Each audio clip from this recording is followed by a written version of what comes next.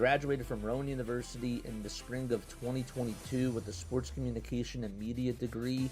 I got to actually call minor league baseball and G League basketball games while I was in school. And then I graduated, and as soon as I graduated, I went to NFL Films in Mount Laurel, New Jersey. And as much as I loved that experience, I miss putting on the headsets. I decided, you know what, talk is cheap. I have a laptop that's in my house, and so 21 months later, here we are, still on YouTube, calling games and building an incredible, loving community on here with the people that I call my Philly freaks with a capital P and a capital H. We go live for every single Phillies, Sixers, and Eagles game, and we do it like old school radio play-by-play style. I'm Jason Joseph, and this is Play-by-Play with JJ. I showed a swung on, barreled out to right field. Bye-bye baseball. That baby is long gone. Good evening, everybody. Hopefully you're all doing well and having yourselves a very fantastic day. My name is, of course, Jason Joseph. This is Play-by-Play with JJ. Hit the thumbs up button, hit that subscribe button as well, and turn on those notification bell icons too, and that way you will know when we do go live. We do Phillies baseball, we do Sixers basketball, Eagles football, and also we do a lot of other Major League Baseball content on here as well. Tonight, it'll be Jesus Luzardo, who's going to be on the mound tonight for the Philadelphia Phillies, and he's going to be facing Brady Singer. We'll get on into the pitching matchups for tonight's game, but first and foremost, wanted to say hello to everybody that's here in the chat and ring that bell. Let's go, baby. Oh, I'm so fired up. Absolutely. What's going on, David? Yes, Bryce is in the Derby. That's great. I'm so excited. We get to see him over at CBP. It's going to be a lot of fun. It's going to be fantastic. It's going to be so awesome to see the bank rocket on Monday. I can't wait. And also been getting a little bit of a reveal from everything on social media about All-Star Village. Are you kidding me? Oh my gosh, I'm so excited. I can't wait to be there. All the content that we're going to be filming and all the stuff that we're going to be seeing. It's just awesome. It's just absolutely incredible. Hello to everybody here. PJ is here. If you guys want to become a member, yes, memberships. Memberships are $2.99 a month. Yes, you get access to all of the incredible emojis. And speaking of emojis, I apologize. Let's put the Zeus emojis in the membership emotes. I'm going to do that right now as we speak. Let's make sure that we get that up. I apologize. I knew that there was something that I forgot to do. Okay, so I'm going to fix that right now. Yes. And if you refresh the page right now, yes, it should pop on up. There we go. All right, cool. Make sure that you guys go follow me on all the social media platforms too. That is Jason. That is my link tree down below. Okay, so let's get on into the nitty-gritty, and let's talk about this game tonight. All right.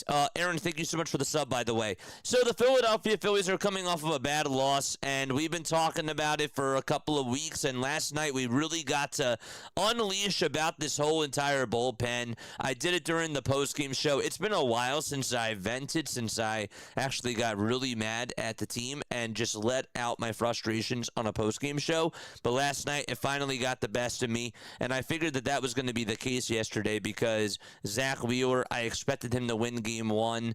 I expected the Phillies to lose Game 2. I expect them to win tonight with Jesus Luzardo out there on the bump for Game 3, and hopefully they can take 2 out of 3 against the Cincinnati Reds. But last night, we were all talking about this bullpen and how frustrating it's been.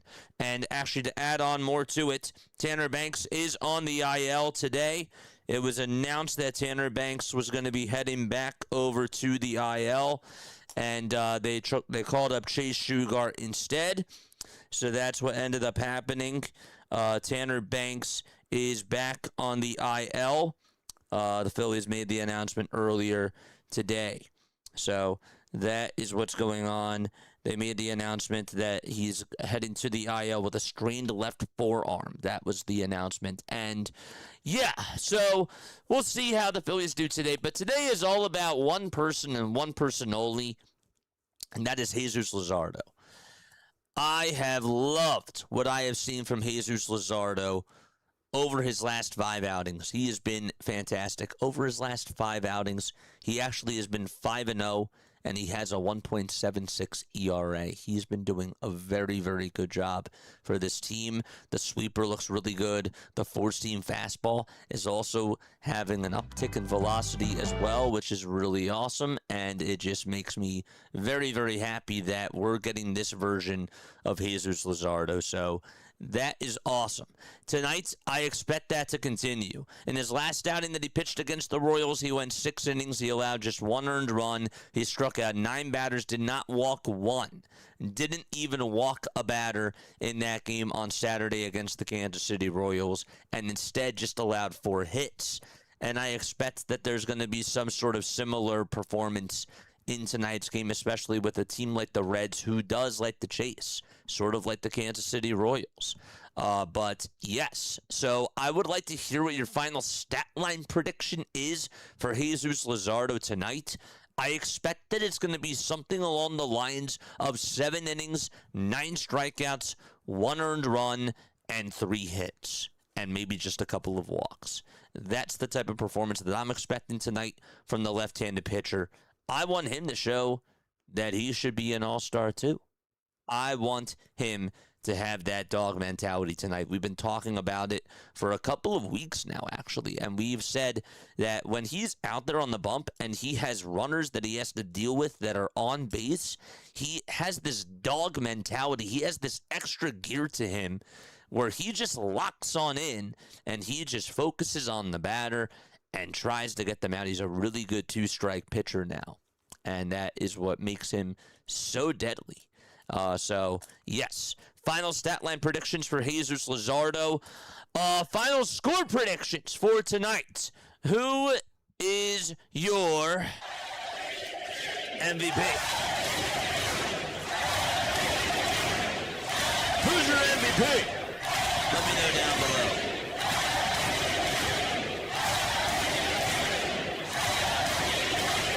So my most valuable player for tonight's game that I'm going to go with is going to be, I am going to go with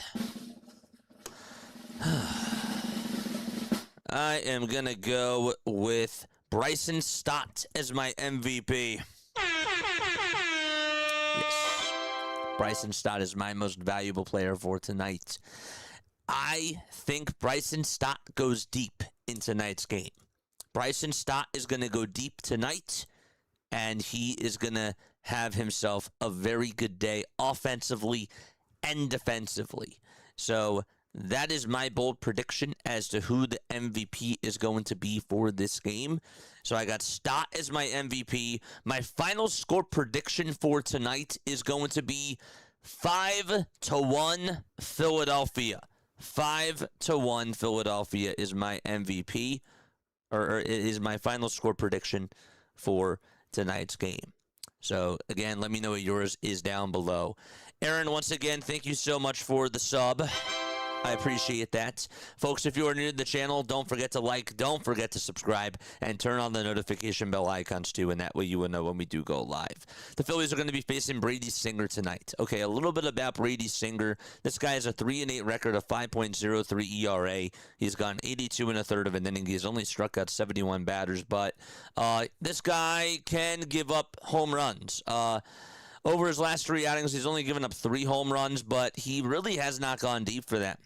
He was pitching actually pretty good and only gave up 3 earned runs. So 2 outings before, in his previous 3 outings before his last 2, he was doing really good.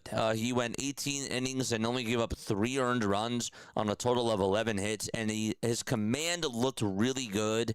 And now it seems that teams like Baltimore and teams like Pittsburgh, the one thing that I thought did a really good job with against Brady is they took advantage of mistakes that he was throwing out over the middle of the plate. And while he didn't have his stuff, he just didn't. The batters were really doing a good job at just working up deep counts.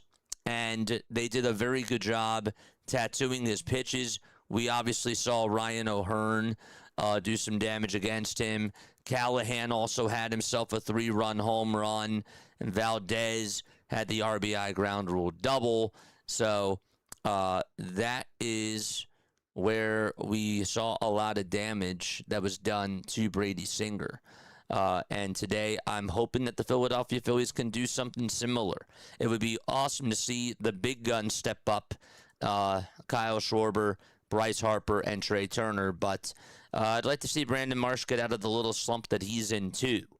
But we'll see how they do. Again, my MVP is Bryson Stott for tonight's game. Let me know down below final score predictions, MVPs, and final stat lines for Jesus Luzardo as well. So that is where we are going to begin. I do want to say hello to everybody that is here in the chat. Hardcore is here. What's up, Hardcore? How you doing? What's going on, Philly Freaks? Oh, it's so good to see you on here. Absolutely it is. Dr. Van Ostrand, what's going on, man? Congratulations to the Yankees today. They finally got a win. They finally beat the Tampa Bay Rays. I'm sure that you're relieved about that, for sure. Good evening to everybody. My volume is still a little bit low. I think that it's on your end because I'm in the yellow, and I am pretty good. I think that it's still good, right? Testing 1, 2, 3. Let us know how the volume is down below. Yes. Okay, so I got Bohm as my MVP. I got Stott as my MVP, says Hardcore. Ben says I got Schwarber. Craig says Bryce is my MVP. Okay, and I got the Phillies winning 6-3. Harper's going to be my MVP for today, says Lou. This guy gets into the All-Star, or gets into the home run derby, and he's going to hit a home run tonight. That's going to be great. Phillies 5, Reds 4. Harper's the MVP for tonight. I love the sound of that. And final stat line predictions for Jesus Luzardo. Post them down below. I have him going. This is really my final stat line prediction for tonight for Zeus. I'm going to go 6 1/3 of an inning for Zeus. I'm going to say that he gets 9 strikeouts. He allows 3 hits, 1 earned run, 1 walk. That's my stat line prediction for Jesus Luzardo. I'm coming in hot with that. Yes, I am. Ben says I got 4-3 is my final score prediction. What's going on, Haley? What is going on, everybody? Everybody says that sounds good. Good. 6-2 Phillies. Kyle is the MVP. I love it. I love it. You guys are also my most valuable people. Yes, you are. Candy Randy's here. What's up, Candy Randy? Nice. Let's go. Smash that thumbs up button and hit that subscribe button as well. It is time to introduce you to the starting lineup for tonight's Philadelphia Phillies game. Okay, so batting leadoff for the Philadelphia Phillies is Trey Turner. Then you got Kyle Schwarber batting second. He's DHing. Bryce Harper's batting third. He's playing over at first base. Brandon Marsh is batting in the cleanup spot. He is playing out in left field today and batting fourth. Alec Bohm is batting fifth. He's playing over at third base. And then over at second base will be Bryson Stott. Gabriel Rincones Jr. is batting sixth, and he's seventh, and is playing out in right field. And then you got JT Realmuto, who is the catcher for tonight's game.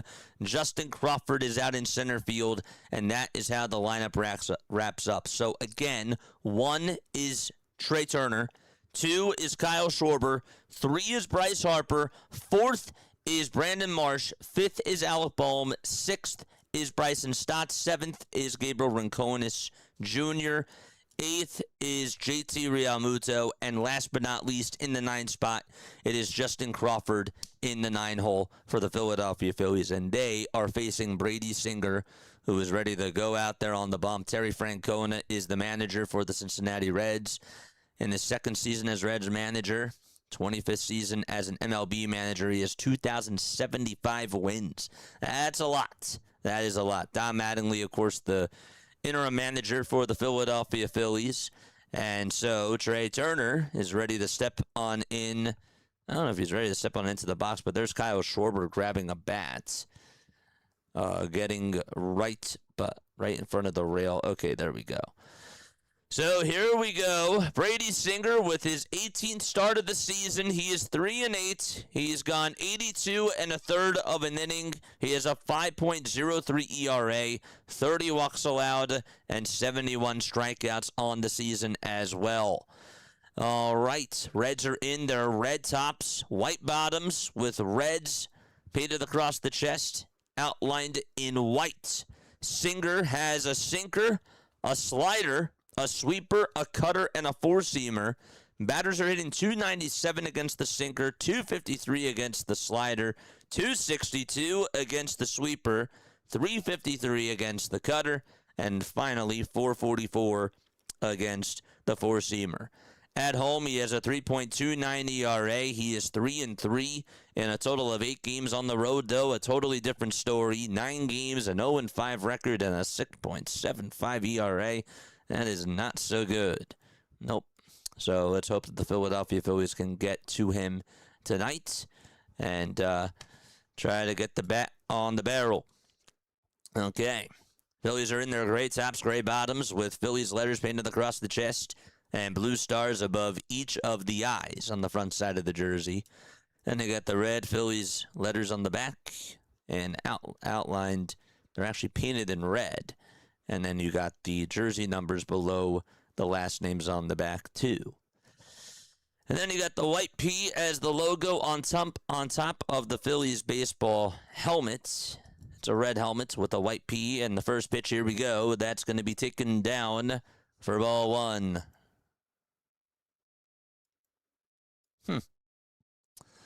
One ball, no strikes, and here's the pitch. That'll be in there for a called strike. It's 1 ball and 1 strike. We'll get the 3D up and running the 1 second. The 1-1 pitch. It's down low for ball 2. All right, so let's scroll up over here. Give me just a second.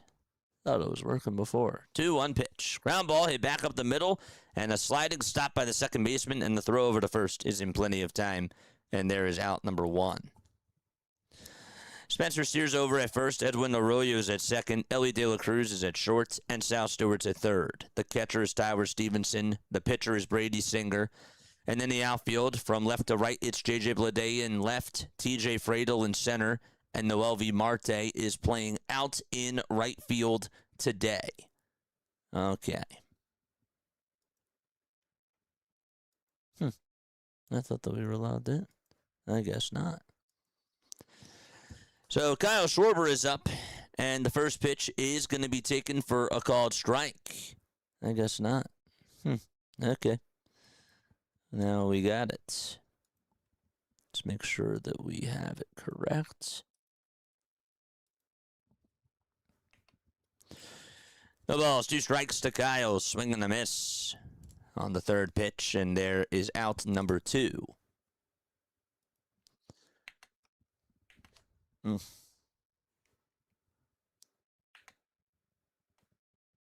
There we go. So 2 up and 2 down. Okay. I think that should be good. And now the 3D should work. Yes. Okay. Good stuff. All right, here we go. So 2 away, top of the first. And Harper comes up, and on the very first pitch, he fouls this one off, and it goes on out of play. It is very good to see you guys on here. Make sure that you guys hit the thumbs up button and hit that subscribe button as well. Yes. Okay, good. Max Coverage TV's here. Here's the pitch to Harper. Swing and a miss. Max, what's going on, buddy? Good to see you on here, folks. Please make sure that you guys go subscribe to Max Coverage TV. Vincent, thank you so much for the $2 super chat, my friend. It is good to see you on here. Here's the pitch. That's a foul ball. Volume, JJ, your settings lower than the other channel, says Vincent.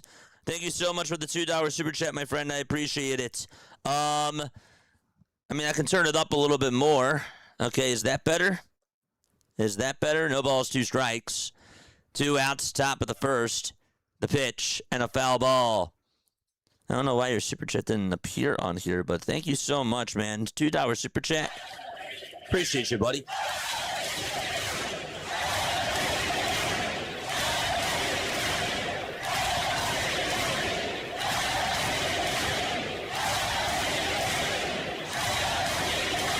Here's the 0-2 pitch, and that is taken, or swung on and missed, I should say, for strike 3, and the inning is over. Okay, so 1, 2, 3 go the Philadelphia Phillies. Time for us to go to the bottom of the first. Okay. Troy with a $5 super chat. Appreciate you, buddy. I appreciate it, man. So good to see you on here, dude. Super chats aren't even popping on up. I don't know why. Nice. Okay, good. Yeah, a little bit better. See, I'm in the yellow right now, but then it's like when I do my home run call and I get really, really loud, then it's just bad because then it doesn't sound as good because then I'm going really high. So that's why I don't like to always keep it up the way that this is pretty high in the yellow, you know. I don't always like it to be like really up high in the red. But okay, that sounds a little bit better. I really just turned it up, like not even much. So, but good. Good to see you on here. Blaze Radio is also here. What's going on, Blaze? How you doing, my friend? We got a great chat today. 344 people watching. Make sure that you guys hit the thumbs up button and hit that subscribe button as well. Subscribing to the channel is free, by the way. Yes, it is. All right, so let's go to the bottom of the first inning. Ellie De La Cruz is going to be batting leadoff, and then it'll be Sal Stewart second, J.J. Bleday third, Spencer Steer batting fourth, Eugenio Suarez fifth, and then it's Tyler Stevenson sixth. Noel V. Marte is seventh. Edwin Arroyo is batting eighth, and last but not least, batting in the ninth spot is T.J. Fradel. So again, it's De La Cruz, Stewart, Bleday, Steer, Suarez, Stevenson, Marte, Arroyo, and Fradel all in the starting lineup for the Cincinnati Reds. Here's the pitch, and that's fouled back over towards the screen. You can go into the yellow, then peek in the red. You are red worthy. Just do it. It just doesn't sound as good. Doesn't sound as good when you're making edits for like home run calls and stuff. You know? But I think that this is good. I do. I think that this is good. What's going on, chat? It is so good to see you guys. Folks, please make sure that you guys go subscribe to Blazed Radio. If you have not checked him out already, he is the man. Here's the pitch from Jesus Luzardo. That'll be in there for a called strike. No balls, one strike. Last pitch was in there for strike 2. And here comes the 0-2 pitch, and there's a swing and a miss. And there's out number 1. Let's go. Let's go, Zeus. A sweeper, a four-seamer, a changeup, and a sinker. His sweeper, he throws it. And batters are hitting 141 against his sweeper. Here comes Sal Stewart, and on the very first pitch, he flies one out towards straightaway center. Crawford backs up, waits for it, and makes the grab. 2 up and 2 down already. The Phillies defense today, it's Harper over at first. At second, it's Stott. At third, it's Bohm. And at shortstop, you got Trey Turner. In the outfield, from left to right, it'll be Brandon Marsh out in left. Justin Crawford in center. And Gabriel Rincones Jr. is the right fielder. And here we go. The first pitch, there's a fly ball hit by J.J. Bleday out towards right field. Gabriel Rincones towards his right side says, I got it, and he will make the catch. For out number 3, less than 10 pitches thrown by Jesus Luzardo, and we played 1 inning so far. We go to the second frame out at Great American Ballpark. All righty, let's go, baby. Where are we tapping on in from tonight? Where are we in the world? It's Thursday, July 9th. How we doing, chat? Let's get a like spike. Hit that thumbs up button for JJ. Blaze Radio, love you so much, buddy. Drop your link down below, my friend. Please make sure that you do that. Let's go. Appreciate you all for being on here. How we doing? How we feeling, chat? We got a complete game incoming. I love it. I love it. We got Philadelphia. Mark is here. Birdsboro, PA, Troy. What's up, buddies? Spring Hill, Tennessee. It's so good to see you on here. Pottsville, Pennsylvania is a senior school. And then you got Cranford, New Jersey. David is tuning on in. Fist pump to you. Manitoba, Canada, Sandlot's here. Japan, what's going on, E? We got New Orleans in the chats. We got Cape Coral, Florida. Fleetwood High School Stadium. Thumbs up, let's go. Tahiti, Ducktown. We love it. Jose tuning on in from Gotham City. Tell Batman I said come on over here. South Carolina in the chat. The Hot Corner. And Ty the Gemini. Both tuning on in from South Carolina. What are the odds? You typed it back to back. Nevada's in the chat. Brian is here. We got Clay tuning on in from Connecticut. Love you, buddy. We got Norristown, Pennsylvania. I love it. All right, we'll do some more shout-outs in a little bit when we go to the bottom of the second. Here's the pitch, and that's in there for a called strike to Brandon Marsh.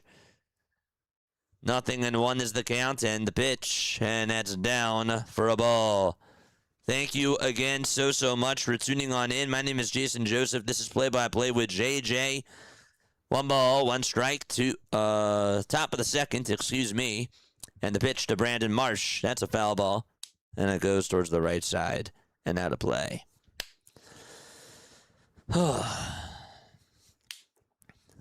We'll do more when we go to the bottom of the second inning. Yes, we will. The 1-2 pitch. That's taken inside for a ball.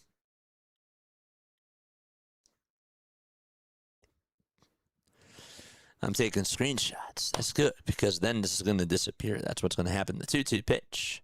That misses down for ball 3, and the count is now full. So Brandon Marsh is in the batter's box. The Phillies, Trey Turner grounded out over to second. Schwarber struck out, and Harper struck out, all in the first inning. 3-2 to Marsh. He grounds it sharply over towards the first baseman, Steer, and he'll just take it all the way by himself over towards the bag for out number 1.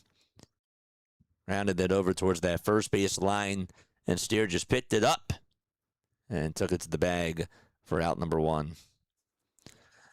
Dark Side of the Moon. It's a great album. That is a great album, my friend. 1 out, top of the second. And Bohm comes on up to the plate, and he takes a sweeper downstairs for ball 1.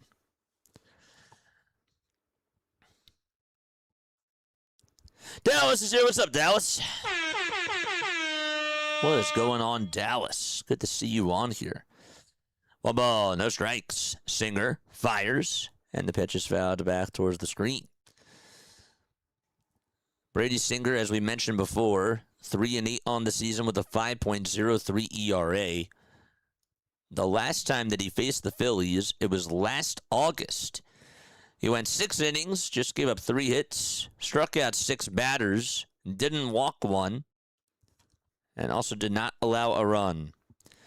Here's the 1-1 pitch. That's called strike 2 over on the outside corner. And it's 1 ball and 2 strikes. The Reds are in last place in the NL Central. They are 42-49. 1-2 pitch outside for ball 2. Meanwhile, Alec Bohm, who is in the batter's box, so far in this series, he's just 1 for 7. Has walked in each game, though. The 2-2 pitch, and Bohm slices 1 out over towards right center field, but the catch is made right in front of the warning track by Marte.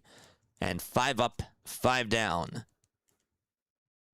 in this Philadelphia lineup. Bryson Stott is going to come on up to the plate.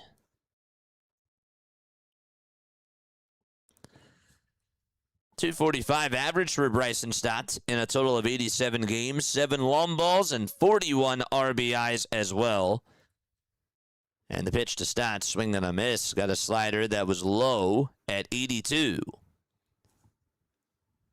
Thought it was a good pitch to swing at, and obviously didn't get anything there. No balls, one strike. The 0-1 pitch is down and inside for a ball. In the bottom of the second, it'll be Steer, Suarez, and Stevenson who will face Jesus Luzardo. Singer kicks and deals, and Stott lines one out to right field for a base hit, and that's going all the way towards the wall. And Stott's going to head over to second. Here's the throw to second. It's off the line, and Stott gets on with a sliding double.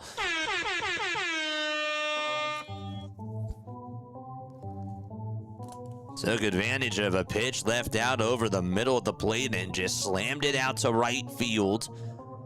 Got the barrel of the bat on it, and is at second.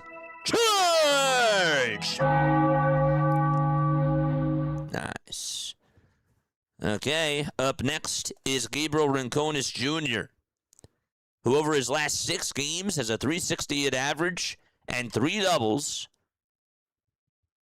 And the pitch. And a called strike. He'll challenge this. That was a strike. That was at the knees, dude. That was right at the knees. He's going to challenge it, though. Pitch track says it was at the knees, and ABS confirms that it was at the knees, and the count is 0-1.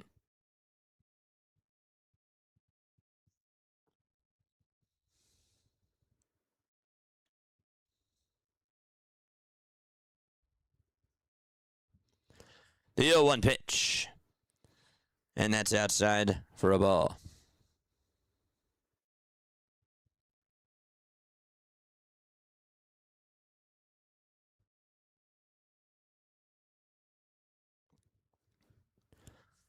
Here's the 1-1. That misses down for ball 2. Gabriel's average sits at .211. His count is now 2-1. He's 5 for his last 16. And the 2-1 pitch is outside for ball 3. Nice. 3 balls, 1 strike. If you did subscribe to the channel, let me know who you are down below, and I will give you a shout-out for sure. 3 balls, 1 strike, and the 3-1 pitch to Rincon is swing and a miss. That slider was down the hatch. And Singer got him right there. Sinker, sinker, sweeper, sinker, slider has been the sequence so far in this at-bat. Singer looks back at second. Now back to the plate in the 3-2. Bouncing ball hit over towards first. And Steer plays it on a hop, takes it over to the bag. And the inning is over. No runs, just a 2-out double by Stott. And we go to the bottom of the second inning. No score out in Cincinnati.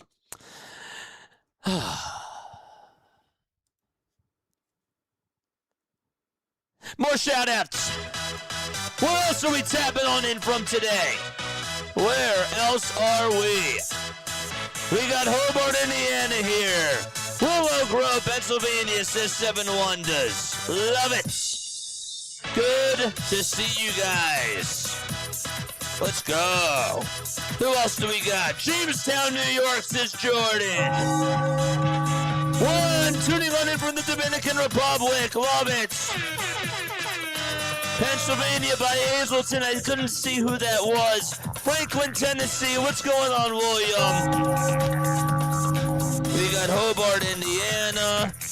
Oh, Anthony tuning on in from Freeland, Pennsylvania, up by Hazleton. That's where you are. Awesome. Good to see you on here. Nora is too real. Thank you so much, Nora. Love that name. That's a cool name, Nora. What's going on? Scott from the mountains in Everett, Pennsylvania. Scott Davis. Fist pump to you, buddy. Nora, high five to you. Let's go. West Virginia, Nora says. Glenolden, Pennsylvania. We got Germany. Snow Goons is here. Go check out Snow Goons. Awesome music. Oh, yeah. Snow Goons, you are the man. Let's go.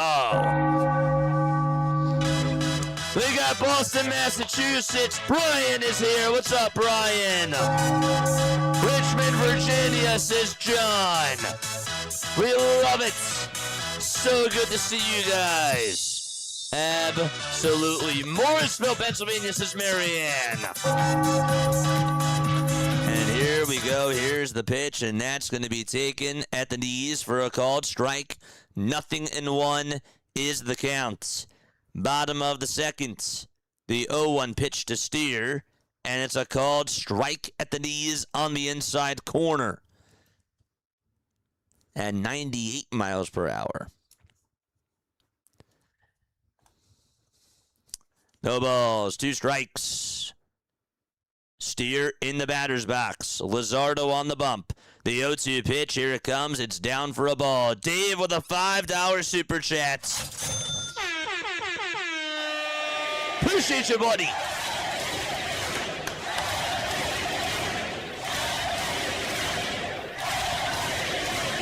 One ball, 2 strikes, and here's the 1-2 on the way. It's up high for ball 2. Dave, thank you so much for the 5. He says, let's light up the likes.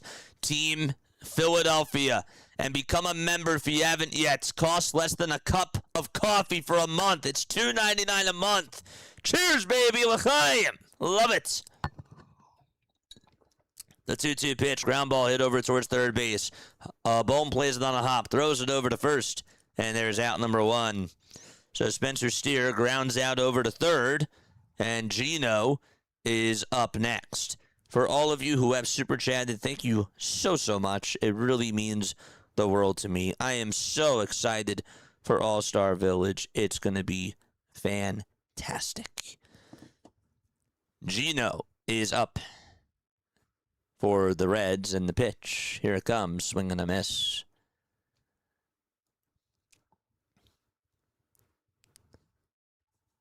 My activity feed is just not loading today. I don't know why. It's so odd.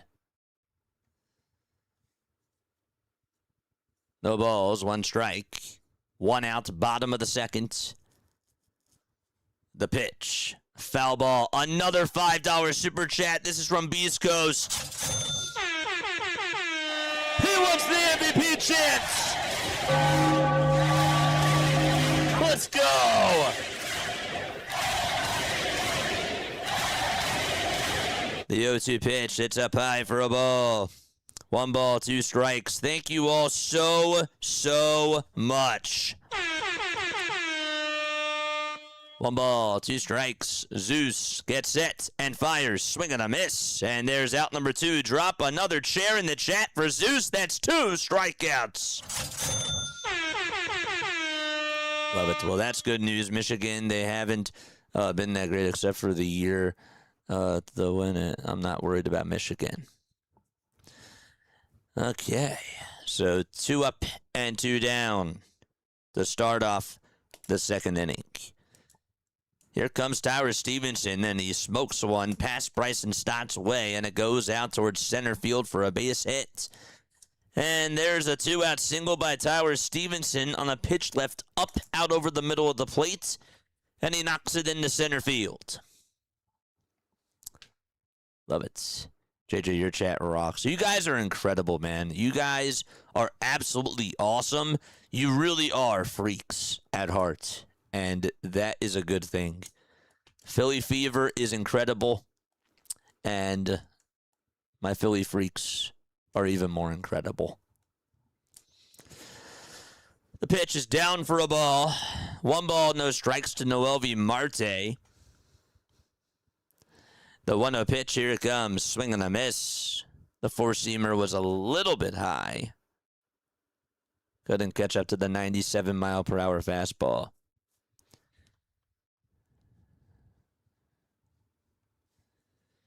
The 1-1 pitch.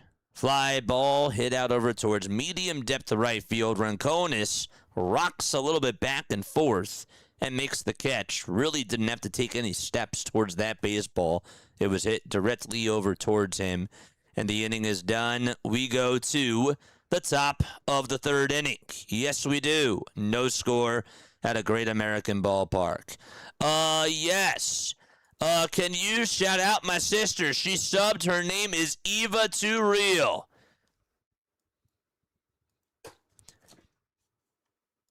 Eva, welcome on in to the Play-by-Play with JJ community. Let's go. What's up, Eva? High five to you. Good to see you guys on here. Yes. Oh, boy. Okay. We got a baseball game. Yes, we do. The Zeus so far, 2 innings, 2 strikeouts, 1 hit allowed, no runs. And on the other side of things, Brady Singer, 2 innings for him, 1 hit, no runs, no walks, and 2 strikeouts for him in this game. Turner grounded out the second. Kyle Schwarber struck out, and Bryce Harper struck out in the first. And offensively in the second, Marsh grounded out over towards first. Bohm lined out to right. Stott doubled, and Gabriel Rincones grounded out over to first. And that is how the game has gone so far. Yes, it has. After the game is over, chat, we will do another post-game show. We do post-game shows, and we have people call on into the post-game show. That's been a lot of fun. We do pre-game, live game coverage, and post-game shows on here for every single Phillies game that we cover. So make sure that you guys call in and let us know what your thoughts are on this game. And obviously, we'll have our post-game show monologue, and then we do the phone calls, and then we look at tweets and stuff, and we just break everything down. We love the Philadelphia Phillies. We are diehard Philadelphia Phillies fans. We also just love baseball too. Absolutely, we do. Where is my remote? Oh no. Jesus Luzardo. What happened during the break? Luzardo didn't like something. What just happened? Nothing you got. Didn't get tossed, nothing like that.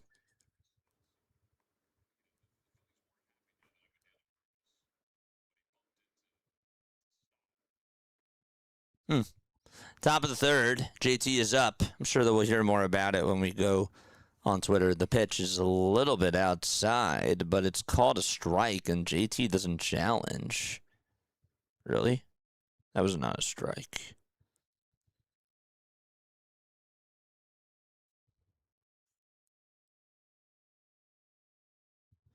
The ball's 1 strike. Top of the third, the pitch. And that is outside for a ball. Yes, he just wasn't happy about something that Marte did. The pitch, ground ball hit over to shortstop. Ellie De La Cruz has it on the ground, throws it over to first, and JT is retired for out number 1. I love you guys too, man. Jesus was chirping hard at someone. Yeah, that's what it looked like. I don't know if he got issued a warning or what, though, from the umpire. I didn't see anything, and I haven't heard anything from anybody on Twitter, so that must mean no news is probably good news. Here's the pitch, and Crawford is going... Nope, they're going to challenge this, the Cincinnati Reds. It was called a ball. Looked like it hit the outside corner.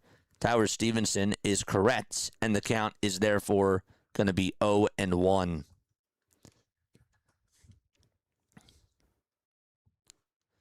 Are we going to win today? We'll see. Hopefully, the 0-1 pitch and a called strike 2 at the knees at 92 miles per hour.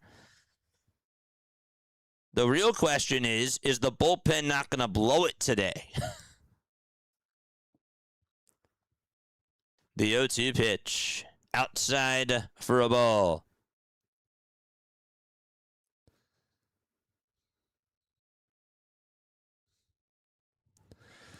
One ball, 2 strikes. The 1-2 pitch. Inside for ball 2. So it's 2 balls and 2 strikes to Justin Crawford.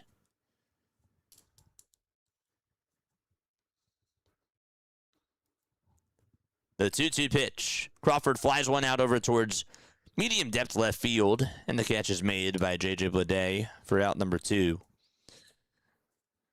So the only guy that's gotten on is Bryson Stott.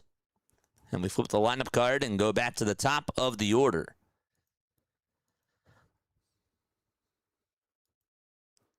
Turner hitting .241 with 10 home runs and 32 RBIs.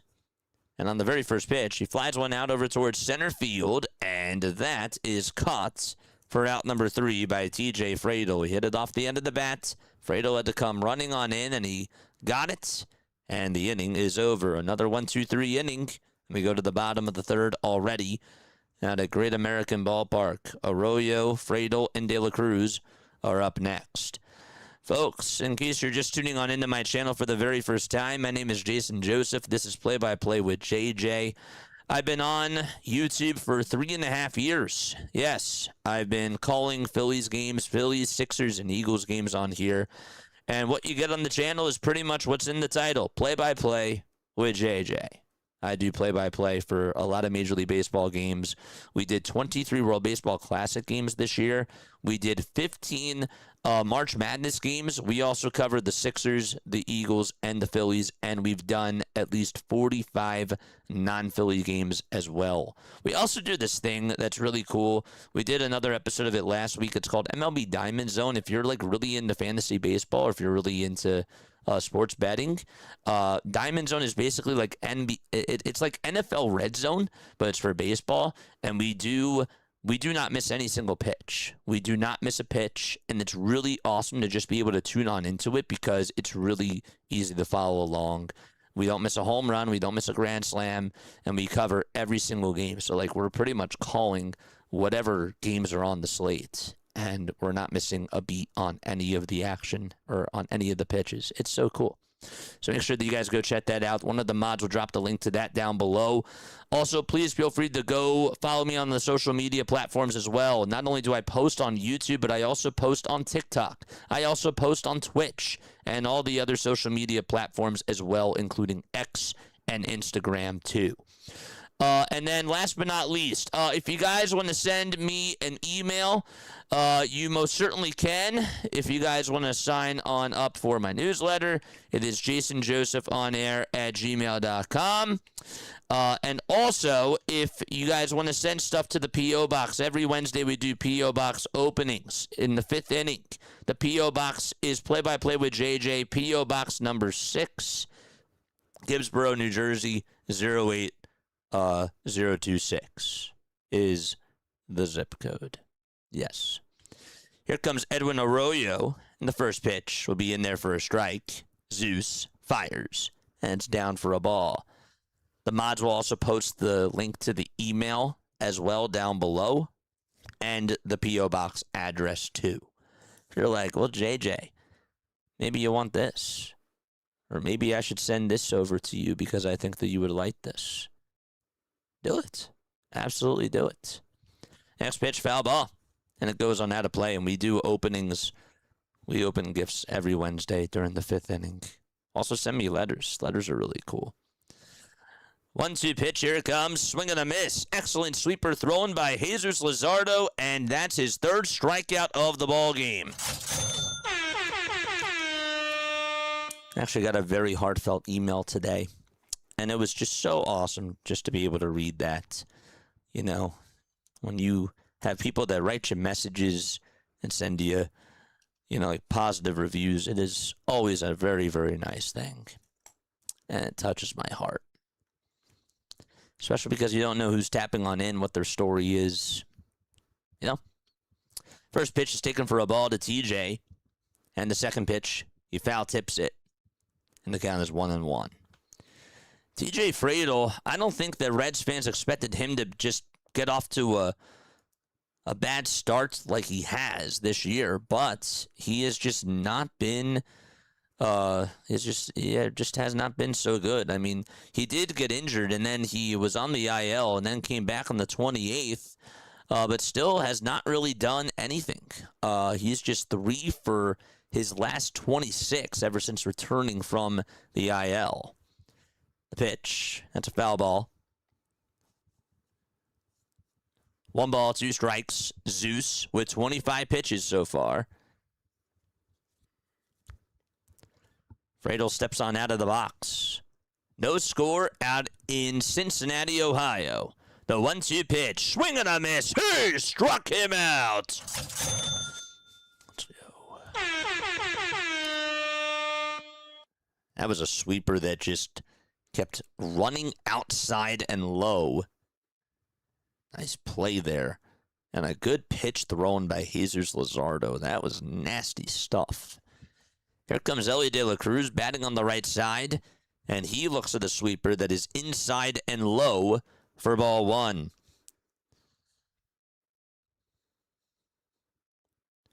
That sweeper is just absolutely disgusting.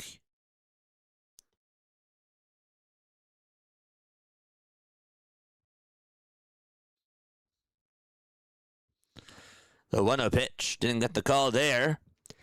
That's inside for ball two. It was a four-seamer at 97. And it was a little bit inside. Zeus not wasting any time. Gets set and fires. That time he gets the changeup to go at the knees on the inside edge for strike one. Jesus was chirping. Yeah. It's so good to see you guys on here. Make sure you guys hit the thumbs up button and subscribe. The 2-1 pitch. And that is taken for strike two. I went to work halfway through when it was like 2-2 or something. Came back to see our pen got rocked. Yep. That's an understatement, says Haley. The 2-2 pitch. Down for ball three. Not a bad idea to throw the sweeper. Ellie just said, not going to do that.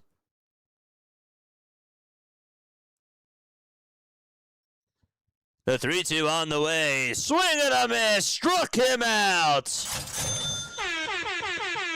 And we go to the fourth inning. Jesus Luzardo just dominating against the Cincinnati Reds lineup so far. He's toying with them. And it is time for us to go to the top of the fourth inning. Already, guys, it is time now for On This Day in Phillies history. We have just played 37 minutes of baseball. That's it. Just 37 minutes of baseball, and we are going to the fourth. It happened on this day in Philadelphia Phillies history. Of course, this is presented by Broad and Pattison. They do an awesome job. Make sure that you guys go check them out. They present this stuff on their site. In 1953, on this day, today is July 9th. In 1953, Robin Roberts got pulled in the eighth inning of a start against Brooklyn, and that ended a streak of 28 straight complete games. It dated all the way back to August 1952. So Roberts, unfortunately, was pulled in the eighth inning against the Brooklyn Dodgers. And again, he had 28 straight complete games dating all the way back to August 1952. That's never going to happen again, but that is really impressive.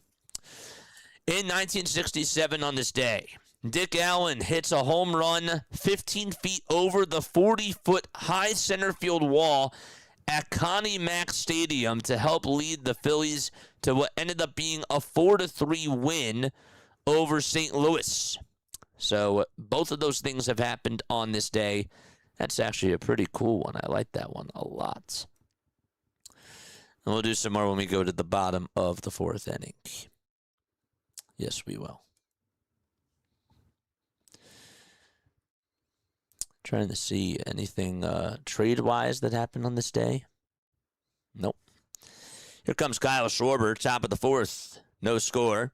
And Schwarber takes a pitch down for a ball.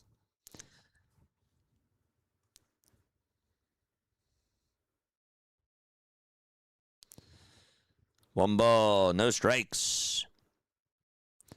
The pitch to Kyle, swing and a miss. And it's 1 ball and 1 strike.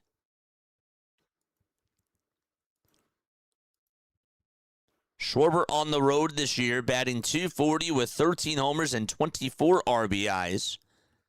Here's the 1-1 pitch. That's down and inside for ball two. At home, he has 19 home runs, 34 RBIs, and a .270 batting average. 2 balls, 1 strike. Singer kicks and deals, and Schwarber fouls off another one over towards the right side.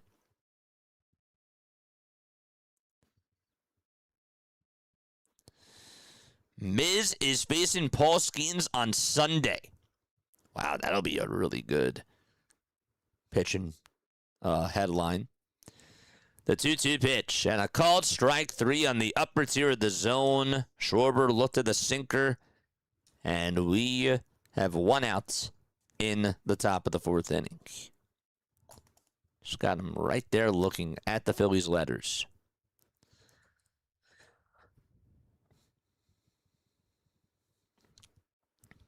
It's Bryce Harper who is up to bat now.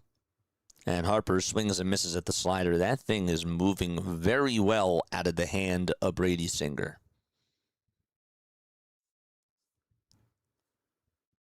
Just has a lot of zip to it. Here's the 0-1. And the sinker is down for ball 1.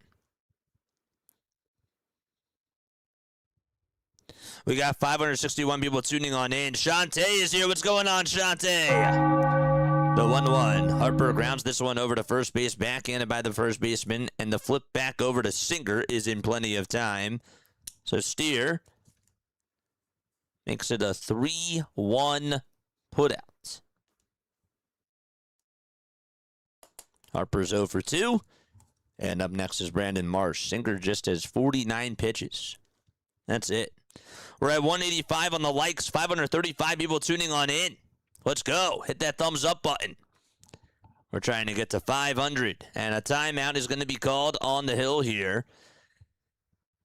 And we have a little bit of a break in the action. Buffalo can be a spoiler, but if PS plays to their potential, they should win. Buffalo is definitely an improved program. Oh, man. 28 straight games, straight complete games, never happening again, says Larry. Yeah. Do you ever, sometimes type on in something and, you're about ready to send it, and then I say it, and then you just press the backspace? Does that ever happen to you guys, just out of curiosity? Shantae, what's going on? Stepping out. I'll be back. Hopefully come back to Phillies runs. That'd be great. That would be awesome. 2 outs, top of the 4th. And Marsh looks at a pitch outside for ball 1.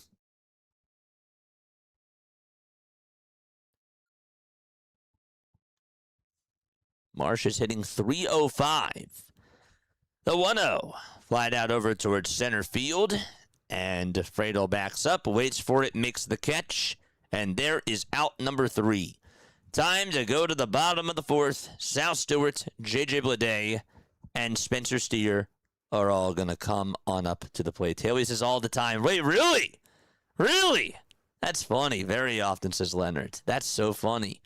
I've always wondered because I don't see that from your side. That's really interesting. Yes, a lot. I'm constantly backspacing. Really? That's crazy. I'm smarter than I think I am. Okay, cool. Awesome stuff. All right. What else has happened on this day in Phillies history, JJ? In 1987 on this day, did you guys know that Mike Schmidt hit his 513th career homer to claim 11th place on the all-time home runs list? He passed Eddie Matthews and Ernie Banks. Yes, he did. And finally, in 1996, the National League prevailed in the last All-Star game played at the Vet. For the first time, neither team issues a walk. The Phillies' only representative that year was current analyst Ricky Bottalico. He pitched a scoreless inning. He struck out Ivan Rodriguez. And it was also the last All-Star game at a multi-purpose stadium and set a record for all-star attendance. You know what the attendance was, guys? It was 62,670 people. That's how many people attended. That's a lot. That is a lot. 62,670 people attended that all-star game at the Vet. Pretty cool. Okay, here comes Sal Stewart. Stewart has 19 home runs. That's first amongst rookies. He also has 92 games played, which is also first. The pitch, foul ball. 21 doubles, 64 RBIs. All of those are first, including walks, amongst all National League rookies. He's also second in OPS. 0-1. Foul ball.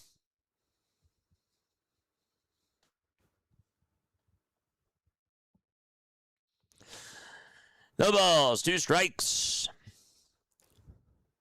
Nora, what's going on, Nora? The ball's 2 strikes. Zeus kicks and fires, and the pitch is grounded over to third. Play it on the hop by Bohm. He gets to it, throws it over to first, and there is out number 1. BW's also here. What's going on, BW? Always good to see you. Drop your link down below, or else one of the mods will do it for you, my friend. Too late. Haley just did it. Shout out to Haley. And shout out to my incredible mods. 1 out, bottom of the 4th. JJ Bleday is up to bat. The pitch, a little bit outside for ball 1. Ricky Bo will gladly tell anyone about the time that he struck out Pudge Rodriguez. The 1-0 pitch inside for ball 2. Well, that was probably, that's a career highlight, right? 2 balls, no strikes. Bottom of the 4th, no score out in Cincinnati, Ohio. The 2-0 pitch and a sweeper that is called a strike. And taken on the upper tier of the zone. 2-1 is now the count. The 2-1 pitch, and it misses inside for ball 3.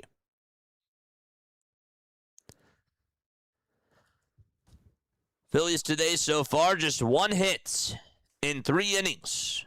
Really 4 innings, excuse me. Reds have 1 hit in 3 1/3. The 3-1 pitch, here it comes, and that's lined foul towards the first base side. There's Colin Cowgill, the first base coach for the Cincinnati Reds.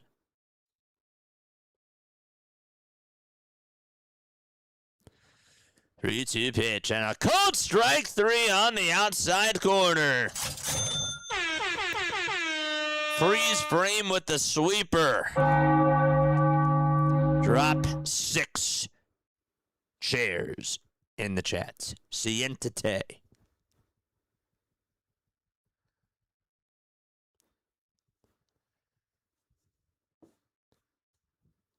Two outs, bottom of the 4th, and the pitch. And a called strike on the outside corner.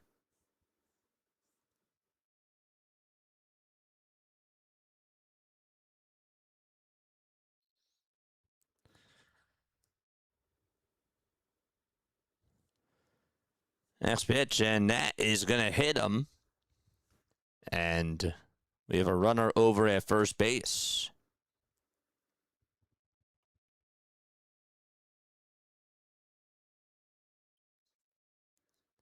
Got his foot?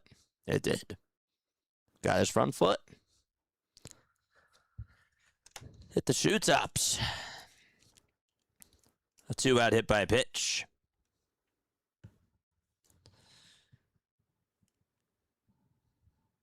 Here comes Gino. And Gino takes the first pitch for a called strike. He'll challenge it, though. We'll see if ABS is correct. Or if, ABS is correct. But we'll see if Gino's correct. He is not. Is ABS actually correct, though? 1 ball, no strikes. The 1-0 pitch. And that is high for ball 2.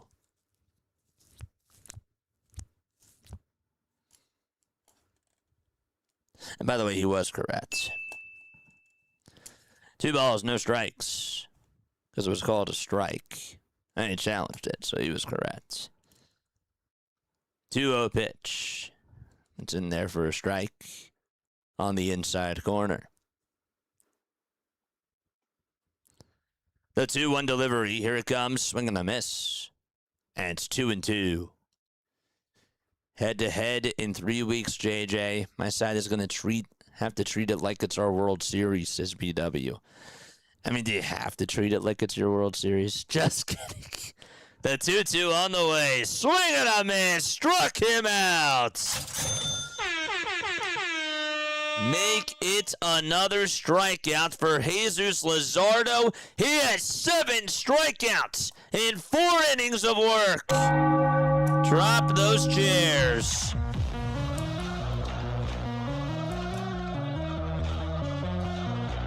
Okay, so far, so good.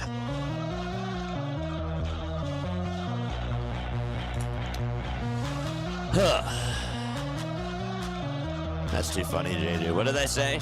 I was thinking the same thing.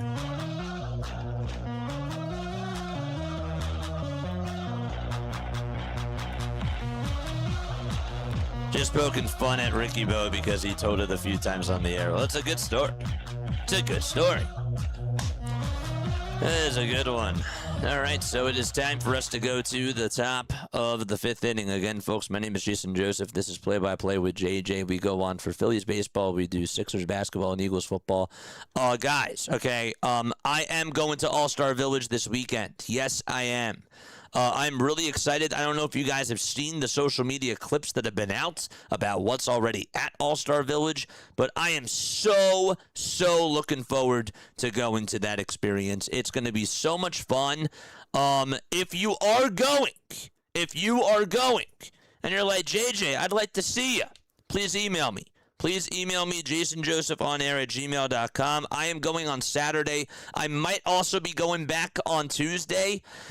I'm also going to the Home Run Derby as well. Yes, I am going to the Home Run Derby too. So if you are going to be at the Home Run Derby, please make sure that you step on over and come say hi to me over there as well.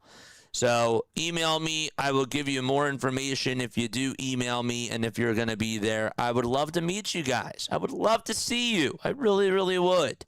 But this is a really cool thing. And, of course, we have to go to All-Star Village. Of course, we got to be there, and we got to enjoy all the festivities. It's going to be a lot of fun.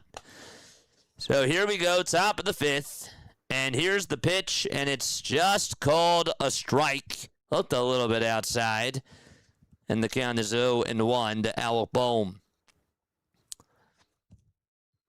A lot of content coming out this weekend. And next week, it's going to be so much fun. Here we go. No balls, 2 strikes. Top of the 5th.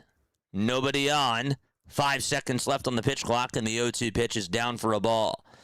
So I probably will not be back for the Phillies game on Saturday because I'm going to All-Star Village. But yes. 1 ball, 2 strikes. And the 1-2 pitch, and Bohm strikes out on the slider that was low and away. And there is out number 1.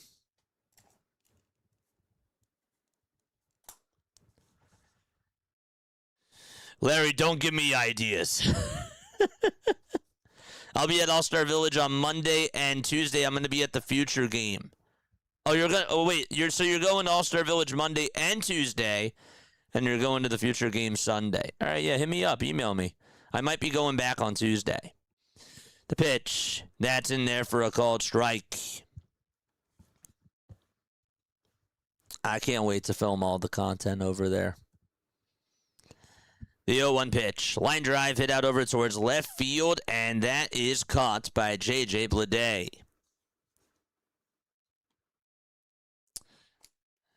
So there's 2 away. Brady Singer has 57 pitches. And Gabriel Rincones is up next. 2 outs, nobody on. The pitch down for ball 1.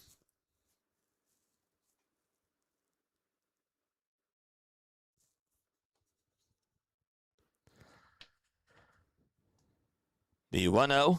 Bouncing ball hit over towards shortstop. Played on the hop by De La Cruz, and the throw to first base is in plenty of time for out number 3. We're going to the bottom of the 5th. It is 8:05 p.m. Eastern time. This game is less than an hour old, and we are heading to the bottom of the 5th already, chat. Wow. Okay. That's what's going on.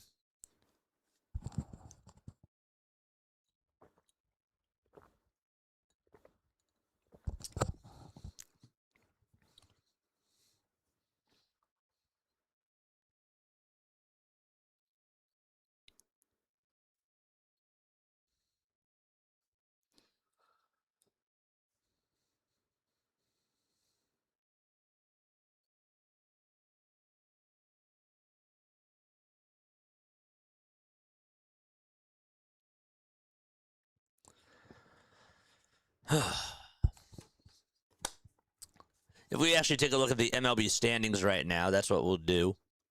So the Philadelphia Phillies are 3.5 games in back of the Atlanta Braves. The Braves did win today against the Pittsburgh Pirates. So the Phillies have to win in order for them to still stay 3 games in back of Atlanta.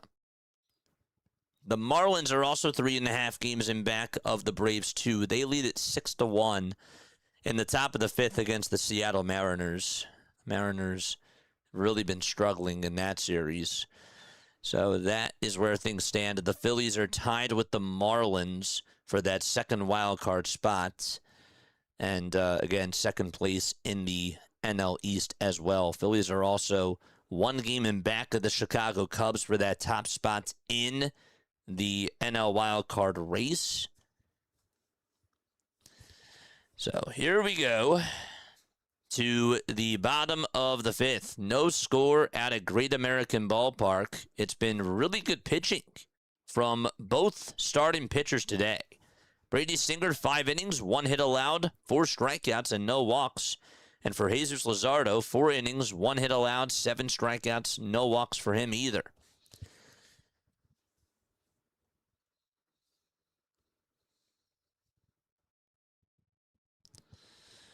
The pitch. That is down for a ball. As we start off the bottom of the 5th, Tyler Stevenson, 1 for 1 with a single back in the 2nd. Zeus fires. And this is grounded back up the middle, slide and stop by Stott. He gets up, fires it over to first base. It's in time. He just makes it look so easy. Every single time that he makes that sliding stop at second base, it's just routine for him. It really is. Unbelievable. And the fact that that didn't even hit Zeus, that was actually a shocker there too, because that ball was inches away from hitting him. It actually went just in between his legs. But what an awesome play by Bryson Stott. And here's the pitch, and that is taken for a ball.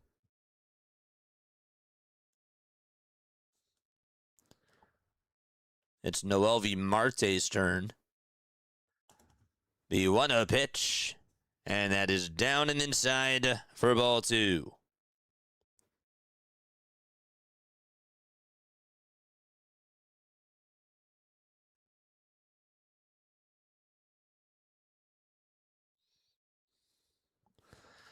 The 2-0 pitch, swing and a foul tip, and it's 2-1.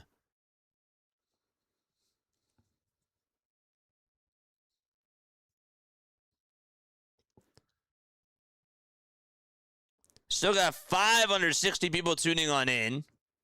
And 212 of you have hit the thumbs up button. We're almost halfway there to those likes. Love it. We're at 200.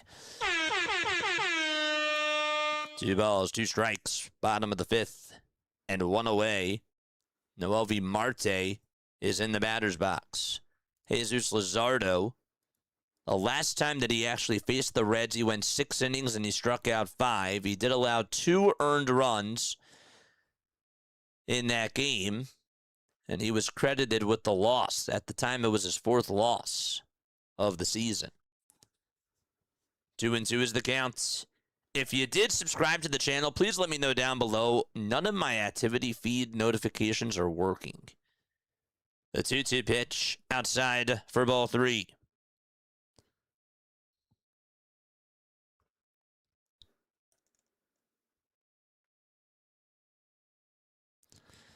3 balls, 2 strikes.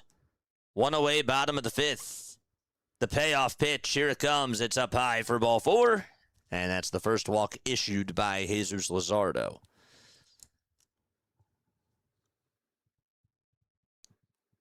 Again, he hit Steer back in the 4th.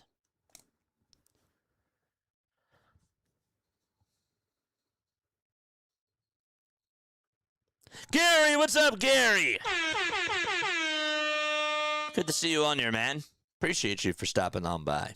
I don't know what that was. I was just like pointing down, and I'm like pointing down, and I had my fist out. Here's a fist bump to you, man. 1 ball, no strikes, bottom of the 5th, 1 away. We got a runner over at first. And the pitch. Bouncing ball hit towards the right side. Stott has it on a hop. He'll just have to get the easy out over at first. And there's out number 2. That was a really good play again by Bryson Stott towards that hole. Those ones aren't so easy because got to make a split-second decision, and he would not have gotten Noel V. Marte out at second because he had to go towards his left, play a little bit of a high bouncer, and he got it. TJ Fradel comes on up. He's 0 for 1. And the pitch, check swing, did he go? Showed the bunt and took it back. Therefore, it's a 1-0 count. The pitch was outside.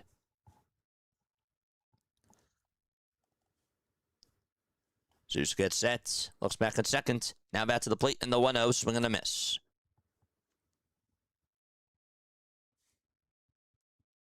I love when he throws that sinker because it can either elevate or look like that it's elevating or just look like that it just continues to spiral downwards. The pitch. Ground ball hit over to second base again. Stott's going to fake the throw over to first and throw it back to third, and the throw is not in time.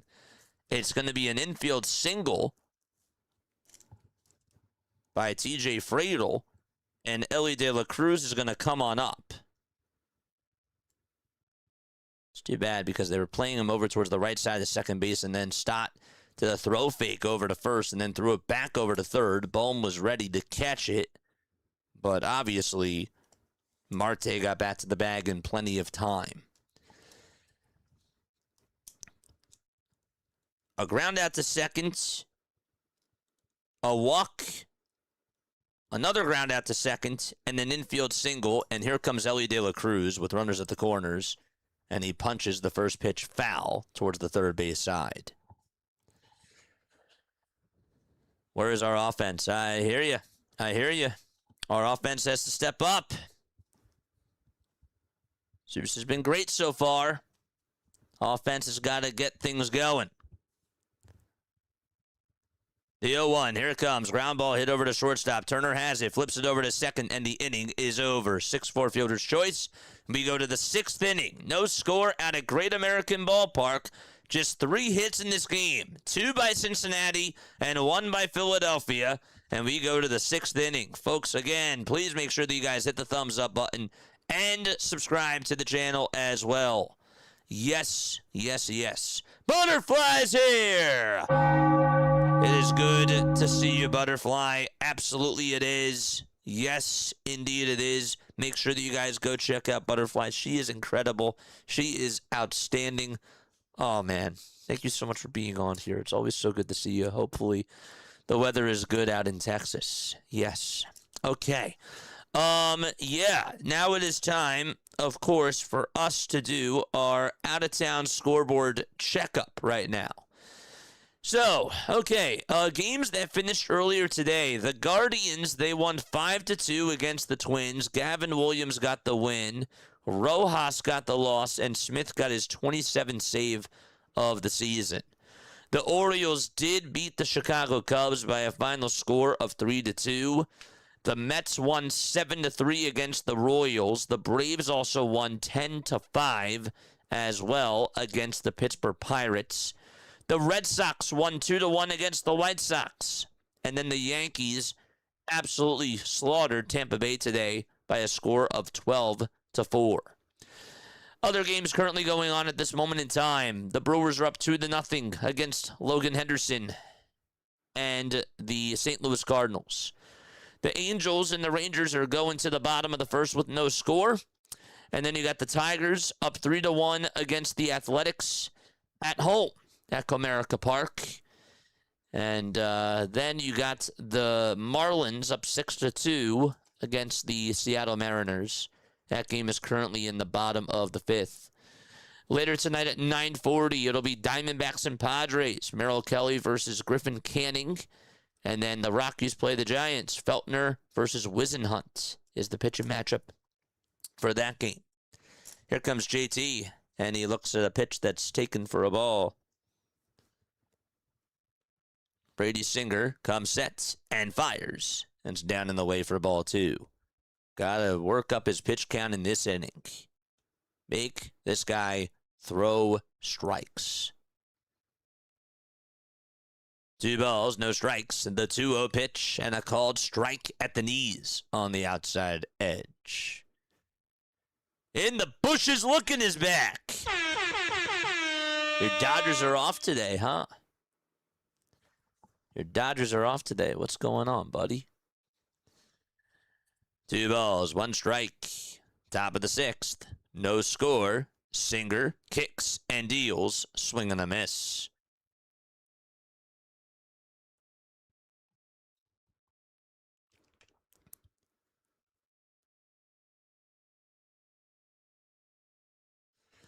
Two balls, 2 strikes.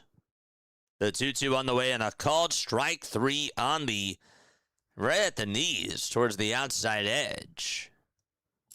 And Singer records his 5th strikeout of the ball game.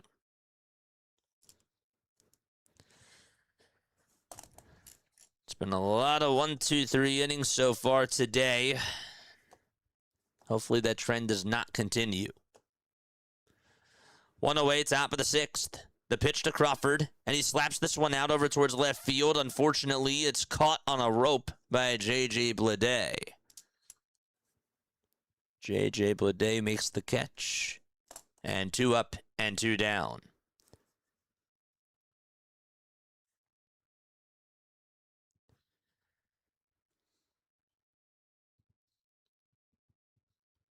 Have to right at the first pitch. Hit it sharply, though. Trey Turner looks at ball 1. The sinker was low. Are we talking about baseball cards? Nice. The pitch to Turner. Fly ball hit out over towards center field. And the catch is made by Friedel. And again, another 1, 2, 3 inning. And we go to the bottom of the 6th already. Fast game so far. Sal Stewart, J.J. Bleday, and Spencer Steer are going to come on up to the plate. This game is flying. We're just an hour into this game. Just an hour. And it is going by so quickly, chat. Oh, boy. Yeah. Time to go to the bottom of the 6th. The offense has to wake up, man. I'm not happy with how this offense has looked today. I know that they've had a couple of hard shots, but just wish that they wouldn't chase after some of these pitches that he's throwing.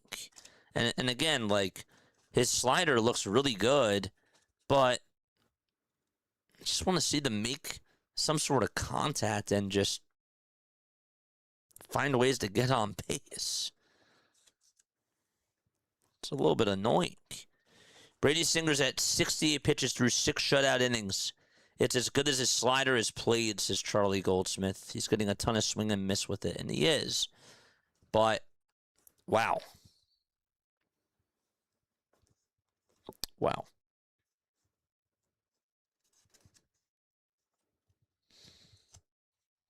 Yeah.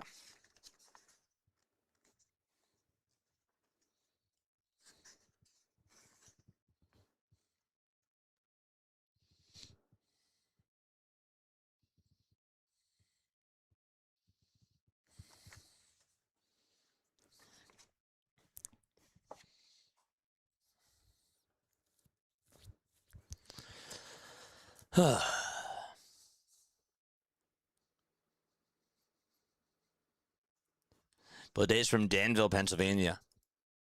JJ Bleday's from Danville, Pennsylvania. I didn't know that. The pitch. That's in there for a strike.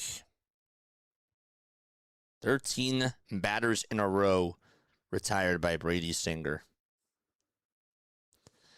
Here's the 0-1. There's a grounder. It's fouled over towards the left side. It's looking like whoever scores first is going to win this game. For sure. No balls, 2 strikes. Bottom of the 6th. Zeus kicks and deals. And he goes around Stewart, and another strikeout for Jesus Luzardo. Make it 8 strikeouts through 5 1/3 of an inning. Look at that. Another just absolutely filthy sweeper. Look at where that pitch. I think that he thought that was going to go down towards the knees, and it just shifted inside. Here's the pitch. And that's in there for a called strike to JJ Bleday.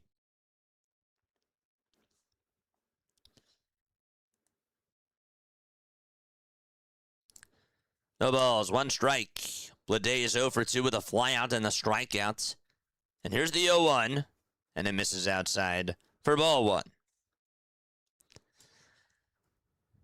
Yesterday was 3 hours. 1 ball, 1 strike. The 1-1 pitch. Another swing and a miss. And the count is now 1-2. Don't say it, JJ. Don't say what? What was I going to say? 1 ball, 2 strikes. The 1-2 pitch. That's down and away for ball 2. I mean, the Phillies already have a hit. The Reds have 2 hits. So, there's no broadcaster jinx. 2 balls, 2 strikes. The 2-2 pitch on the way. Outside and low for ball 3.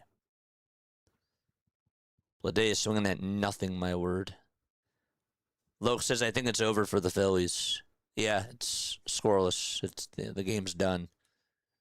3-2 pitch. Here it comes. Swing and a miss. He struck him out. That is 9 strikeouts for Jesus Luzardo. Drop those 9 chairs. Where are my chairs? Let's go. Let's go, Zeus. 2 away, bottom of the 6th. I want my comfy chairs in the chat. The pitch, swing and a miss on an excellent changeup. And the count is 0-1.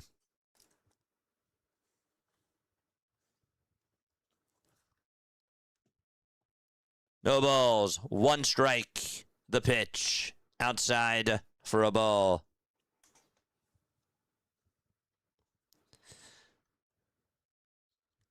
Let's go, baby. Zeus kicks and deals, swing and a miss. I mean, everything is working. Everything is working. The fastball, threw it up high at 97. It just kept rising. And Steer couldn't touch it. Can he get another one? 1 ball, 2 strikes. Zeus kicks and fires. And it's down, but did he go? No, he did not. That was a good try by Jesus Luzardo. Went back to the sweeper in the dirt. And Steer held his horses. The 2-2 pitch on the way. Strike 3 called! Zeus strikes out the side. 10 punch-outs for Jesus.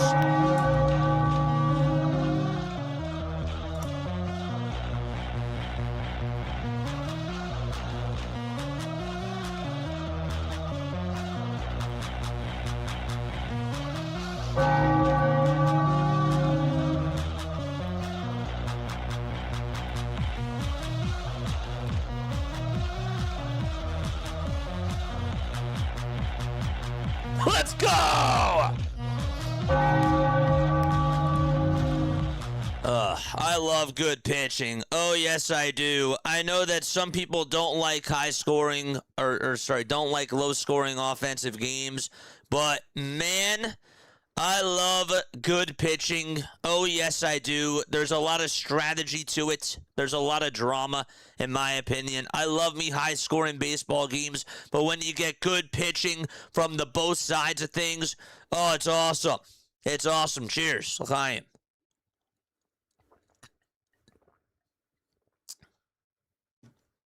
Yeah. Masterful stuff. Watch the fastballs that he's throwing, the sweepers that he's throwing, whenever you get a chance, of course. Make sure that you guys do that. It's going to be sick for you guys to watch that. 10 strikeouts. We love it, man. Okay. Again, we are 53 subscribers away from getting to the 11,500 marker. After the game is over, we got a post-game show. Make sure that you guys call into the post-game show, 610-314-0844. That is how you dial on in, excuse me. And also, we will have post-game coverage as well, so that is going to be very, very cool for sure. Yes, indeed it is. Let us know down below how you guys are feeling on a scale of 1 through 10. Here's Kyle Schwarber, first pitch, line drive, base it out to left center field. It'll get down. It's played on a hop by Friedel. He almost misjudged it. I don't know what he was doing there. He tried to get it into the glove, and then it deflected off the glove. He tried to barehand catch it, and it deflected off of his fingertip, and Schwarber stays over at first base. Let's go. Scale of 1 to 10, how we feeling right now? 1 not feeling good, 10 feeling great. Where are we on the scale? George! Here's Harper's pitch. He grounds it over to second. The throw to shortstop, there's 1. The throw to first, there's 2, and that is a 4-6-3 double play. A 4-6-3 double play. And that is the definition of a rally killer. Wow. It is 8:28 p.m. Eastern Time, and we are in the top of the 7th inning. Comes Brandon Marsh. Marsh is up to bat. He'll show bunts and take it back as it's taken for a strike. Marsh is 0 for 2. Don't forget we got trivia coming up for the bottom of the 7th. The 0-1. It's called a ball.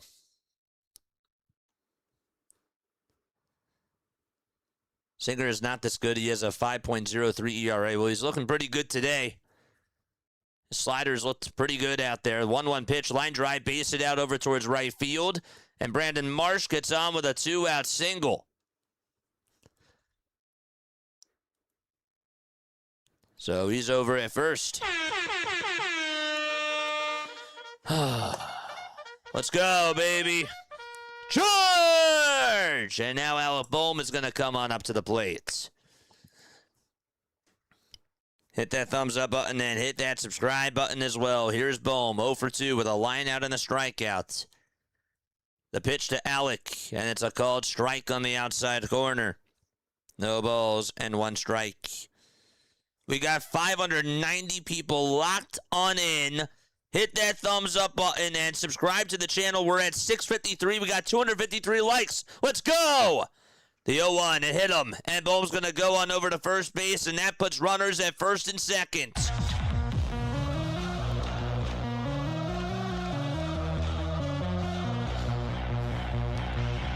Drop those Phillies emojis.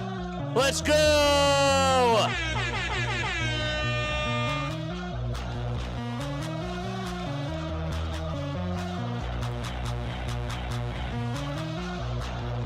That was our third hit. That was our third hit, Larry, because Schwarber got on with the single. And Stotts, who's up to bat, had a double earlier in the game.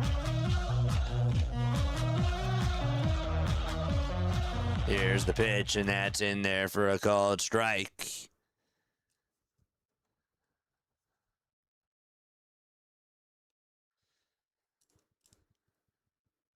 No balls, one strike to Bryson Stott. And the pitch to Stott. He flies one out over towards center field. It'll stay in the ballpark. The catch is made.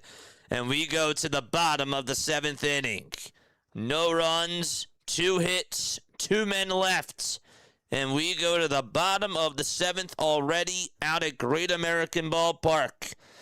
Okay, my friends, mi amigos, I am going to ask you a Philadelphia Phillies trivia question, and if you get it right, you will hear this. If, however, you get it wrong, you will hear this. Okay, so the question that I have for you today, chat, is as follows. Here is the question that I have for you. I am going to go easy. I am going to go easy on you today. The question that I have for you is this. Who was the Phillies' first round draft pick? The Phillies' first round draft pick that they got in 2002. In 2002, who was their first round draft pick in 2002? On your marks, get set, go.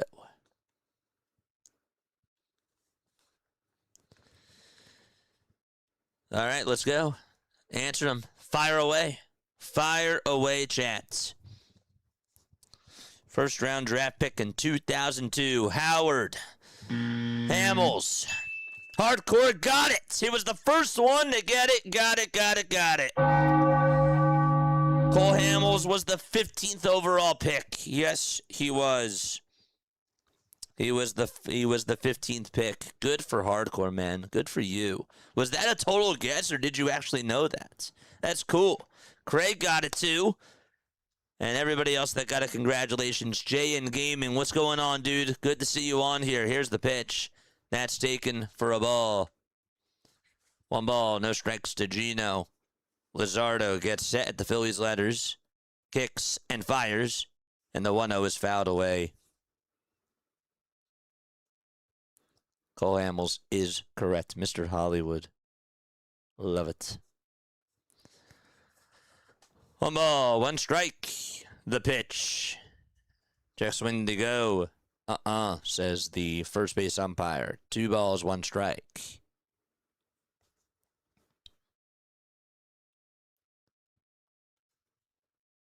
The 2-1 pitch to Gino. Swing and a miss. Not gonna lie, I said it in my head, then boom. Seemed around his time, so I guessed. That was a good one. That was a really good one, dude. The 2-2 pitch. Down and inside for ball 3.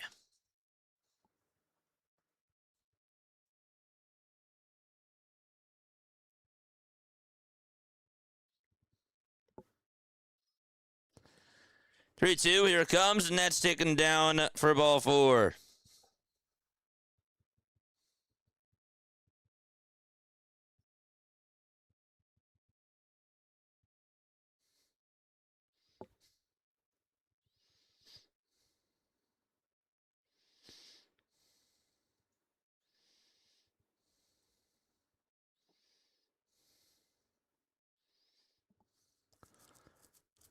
The pitch, and that's a called strike.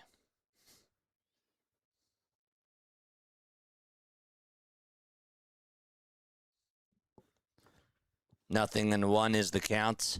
Stevenson in the batter's box. And we got a runner over at first.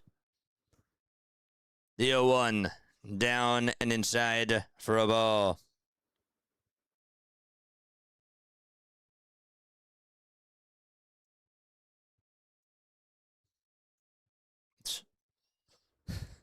Can't believe I did that. Oh, that's so funny. 1 ball, 1 strike. Got a runner over at first. And the pitch. There's a ground ball diving stop by Turner. He throws it over to second for 1. The throw to first. Not in time. What a play by Trey Turner. Wow, he took away a base hit there. and did an excellent job on that diving stop that he made. Wow. I was like, wait, what? He did? Good play by Trey. From his knees, drew it over to second. And a good try by Stott over at first. Here's one out, bottom of the seventh. The pitch.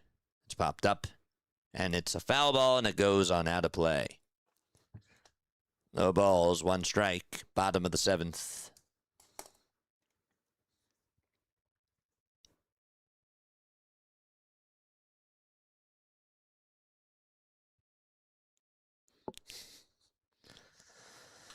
The 0-1 delivery. That's in there for strike two.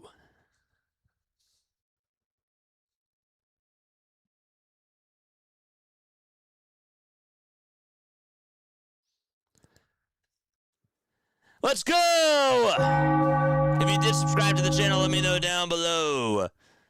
No balls, two strikes. The 0-2 pitch and another called strike three, and there's out number two. Drop 11 chairs in the chat for Zeus. 11 strikeouts for Jesus Luzardo. What else is there to say? He is just... He has that touch to him tonight. The pitch.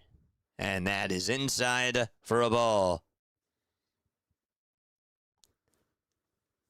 Unstoppable.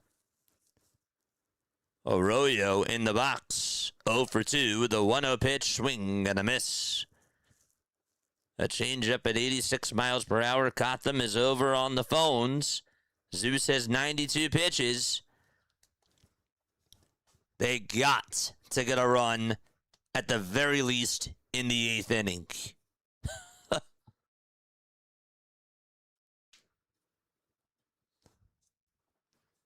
One ball, one strike. Zeus fires, and it's swung on and missed again. 1-2. I mean, he doesn't even look tired out there. Does not even look tired. Flawless. He gets set again below the letters, and the 1-2 on the way. Swing and a foul ball towards the third base side. Could use a double play. Absolutely.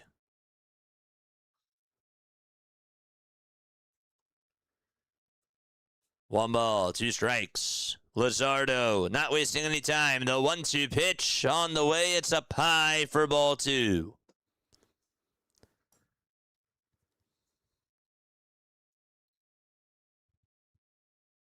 We got 640 people watching. Hit that thumbs up button. The 2-2 pitch, grounded over to second, played on the hop by stop. He flips it over to second. Turner has it, and there's out number three. Time for us to go to the 8th.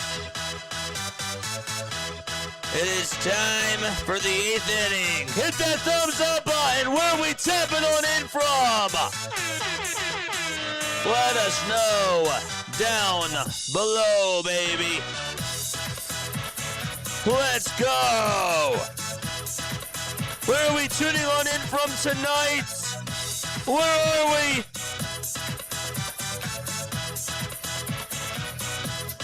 Oh, boy. This inning, this needs to be Luzardo's last inning. Come on, man. Let's go. Where are we tapping on in from? Colorado's in the chat. The Wizard is here. We got Memphis, Tennessee. Let's go, baby. Craig from Reading, Pennsylvania. We got GCR from Austin, Texas. I love it. North Philadelphia. Sydney, Australia. Scott is here. What's up, Scott? Good day, mates. Let's go, Reds, says Brian. Brian, in enemy territory. Well, what's going on, buddy? Good to see you on here. Hobart, Indiana is here in the chat as well. Absolutely. Rosebear, Pennsylvania. Bastrop, Louisiana. I hope I said that correctly. 700 people watching. 288 likes. Louisiana's in the chat. Jack from Texas. We love it. Morning, JJ. Tuning on in from the Philippines. Hello. Hope you're having a great day, Richard. Always good to see you.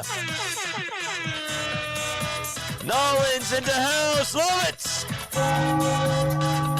I love it. Time to wake up the bats. Wakey, wakey. Pensacola, Florida. Checking on in, says Mel. What's going on, Mel? Old City, Philadelphia. North Carolina, says Susan. Atlantic City tuning on in. South Pacific Island, says Joseph. Sri Lanka, says Opinionator One. Pinehurst, North Carolina. Mike is tuning on in. And here we go. Okay, top of the 8th inning. Sorry to stop us so suddenly like that, but we got to lock the heck in. The pitch is in there for a strike to Gabriel Rincones Jr. Singer has 77 pitches already. The 0-1, swing and a miss. And the count is now 0-2. Only 77 pitches, I should say. All right. I appreciate you, my friend. I really do. Got to wake up the bats. Yes, you do. No balls, 2 strikes. The 0-2 on the way from Singer. And it hits Rincones, and he's going to go on over to first. We got Minnesota. Jay Sleazy is here. What's going on, Jay Sleazy? Good to see you on here, my friend. Minnesota's in the chat. Yes, sir. Yes, sir. Love it. Charge! And so, we got a runner over at first. That's the go-ahead run. Derek Hill is going to be the pinch runner for Gabriel Rincones Jr. And that is how we start off the top of the 8th inning. Had him right there 0-2 as well.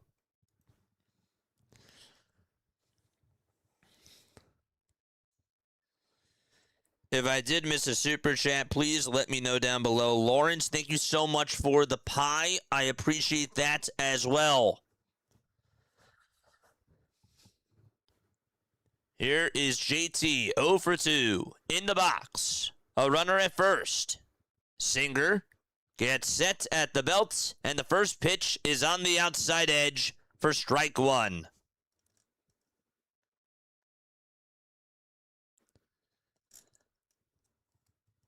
No balls. 1 strike. The 0-1 pitch. And JT fouls one towards the right side. It's out of play. Drop the Phillies emojis, baby! Charge! No balls. 2 strikes to JT. The 0-2 pitch, and JT chops one over towards shortstop. The runner at second will get to second base, and so here's the throw to first. That's in time. Derek Hill was going on over to second base. I meant to say he was running. And so that's a fielder's choice, and Derek Hill's at second. And, of course, a ground out by JT. So he was running. And Justin Crawford is up to bat. 1 away, top of the 8th. Singer gets set, kicks, and deals. And it's down for a ball to Justin Crawford. Jonathan Bolin is warming up, and he will pitch the bottom of the 8th inning. The 1-0 pitch to Crawford, and he grounds this one over towards the right side for a base hit. And so here comes Derek Hill. The throw to the plate. It's off the line. 1-0 Philadelphia. Crawford is clutch.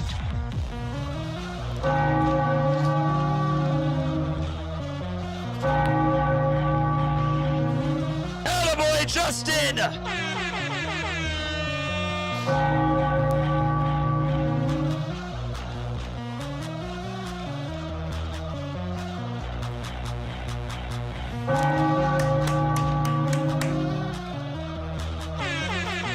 Where's my Crawford emojis? Let's go!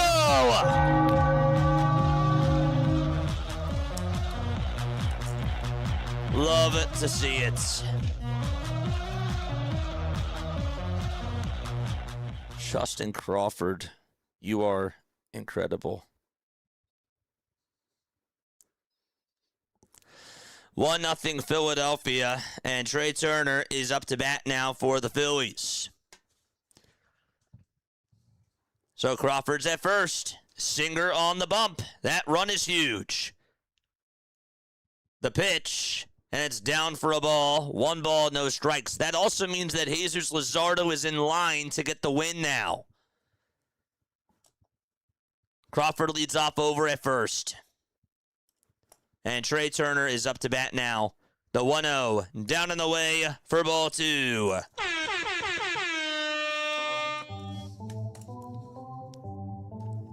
There we go.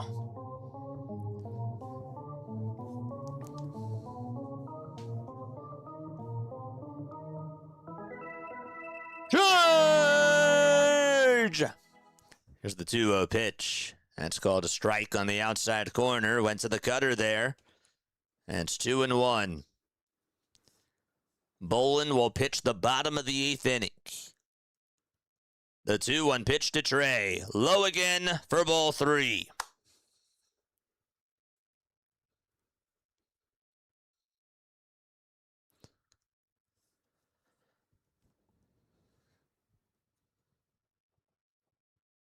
The 3-1 pitch to Trey. Outside for ball 4.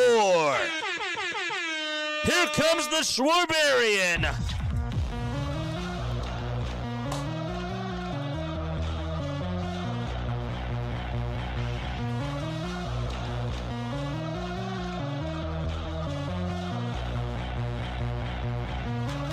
And Terry Francona is going to wave goodbye to Brady Singer. Everybody wave.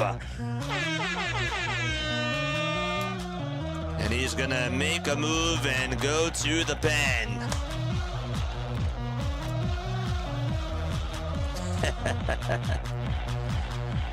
Let's go, baby. We got 794 people rocking with us. Folks, if you are new to the channel, don't forget to like, don't forget to subscribe. My name is Jason Joseph. This is Play-by-Play with JJ. I go on for Phillies baseball. I do a lot of baseball content on my channel. If you love my energy, if you love my passion, we do it like an old school radio play-by-play style, of course. There's people that obviously can't watch these games, so we try to give a lot of enthusiasm as much as we can, and I hope that you guys enjoy. Please consider liking. Please consider subscribing to the channel as well. Also, make sure that you guys post on the social media platforms too. Follow us on the socials. Yes, the mods are going to post the links to that down below. We're on Instagram, we're on TikTok, and we're also on X as well. And if you guys are tuning on in over on the Twitch side of things, thank you so much for being on here. And on the Tik side of things, we are also live on TikTok. Thank you so much for all your love and support. We really do appreciate it. Okay, we're trying to get to 500 likes over on the YouTube side of things. So please hit that thumbs up button. It is free. Free is free. Yes, it is. Okay, all right, here we go to... Well, we're still in the top of the 8th inning, but there's one out. And Kyle Schwarber is up to bat next for the Philadelphia Phillies. Phillies just got the lead on an RBI single by Justin Crawford. By the way, the runners over at first and second are still Brady Singer's responsibility. Harper waits in the on-deck circle.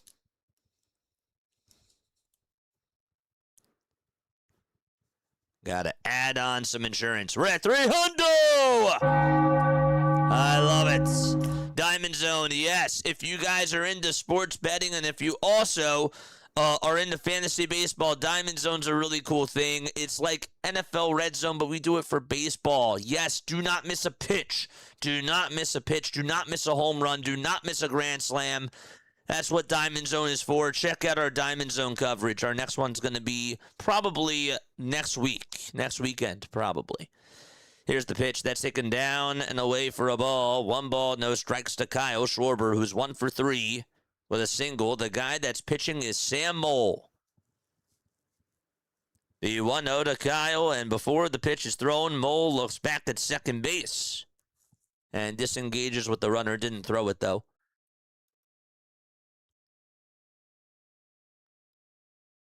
Mole has a 3.82 ERA.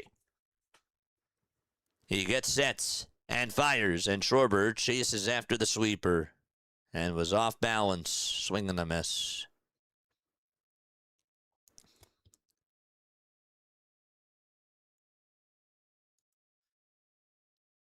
One ball, one strike to Kyle Schwarber. Can he get on here? The 1-1 pitch to Kyle. Down for ball 2. Schwarber is 1 for 8 against Mole with an RBI and a run scored. 2 balls, 1 strike. He singled his last time up. The 2-1 to Kyle Schwarber. Foul ball.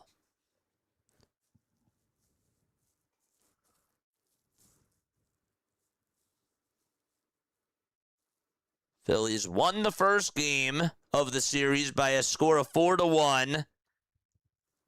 They lost yesterday by a score of 11-5. And they're up 1-0 in the 8th inning here in Game 3 and are trying to win the series. The 2-2 to Kyle Schwarber, and he grounds it foul towards the right side. Runners were going, of course, and now have to go back to their stations.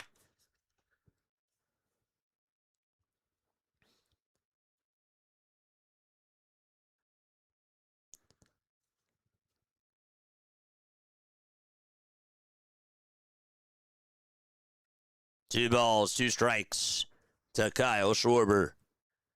Mole gets set at the belt, and the 6th pitch of the at-bats. And Schwarber, did he go? They say yes, he did. Wow. Wow, I didn't think that he went there. And there's out number 2. They say that he chased after the pitch. Let's look at the replay again. Yeah, he may have gone. I didn't think at first he did. But looking at that second review angle, it may have gone there. Regardless, there's 2 outs. And Harper is up next. Here's the pitch to Bryce. Swing and a miss. Sam Mole this season is 1-6 in 42 games. No balls, 1 strike to Bryce Harper. The next pitch is low for a ball. 40 strikeouts in 37 2/3 of an inning. 21 runs allowed, 16 of them have been earned. 1-0 Phillies, top of the 8th, 2 outs, 2 runners on. 1 ball, 1 strike. 5 seconds left on the pitch clock. Mole kicks and fires, and Harper swings and misses at the sweeper. And the count is now 1-2.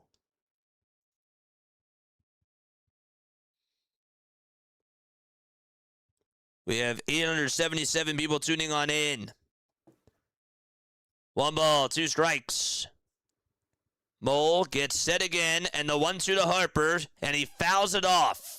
Got a piece of the sweeper off the end of the bat and stays alive. Don't forget to like, don't forget to subscribe, and don't forget to turn on the bell icons, folks. We are 174 away from getting to our goal of 500. For the 5th time this year. The 1-2 to Harper, swing and a miss. Didn't get anything on that sweeper. And we go to the bottom of the 8th inning. The good news is that the Phillies do have a 1-0 lead. Well, Jonathan Boland's going to come on into the game, and he'll have to face TJ Fradel to start off the bottom of the 8th inning. Man, Schwarber and Harper struck out back-to-back, and Sam Mole got him.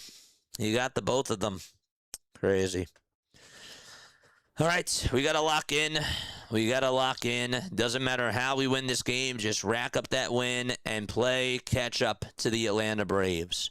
Other scores around Major League Baseball, the important one is the Marlins. They are up 8-2 in the bottom of the 7th. So you also got to win because of that as well.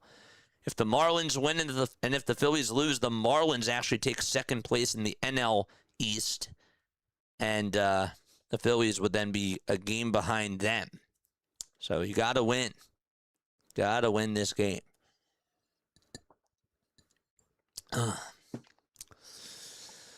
Chat. What's going on, chat? Come on, Bryce. Yeah. All right, let's go. Let's go, baby.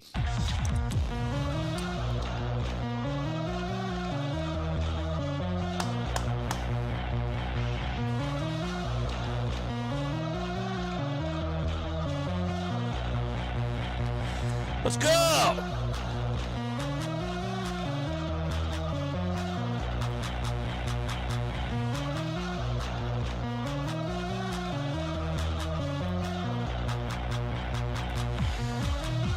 If you did subscribe, let me know who you are down below. What's going on? Drop a 1 if you're rooting for the Phils.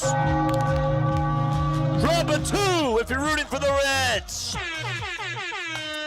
Jonathan Bolin is going to pitch. Here is Jonathan Bolin on the hill for the Philadelphia Phillies. 30 games, a 2-0 record. 3 holds this year, a 3.25 ERA. He's been much better for the Philadelphia Phillies. 36 strikeouts in 27 2/3 of an inning. Derek Hill is now out in right field. Marsh is in left, Crawford's in center, and the first pitch is in there for a called strike as it hits the upper tier of the zone. No balls and 1 strike. Let's see all those 1s and 2s. No balls, 1 strike. Friedel in the box. The 0-1 pitch. Shaq swing, did he go? And they say, over at third base. The call by Alfonso Marquez. Friedel singled back in the 5th. He's 1 for 2.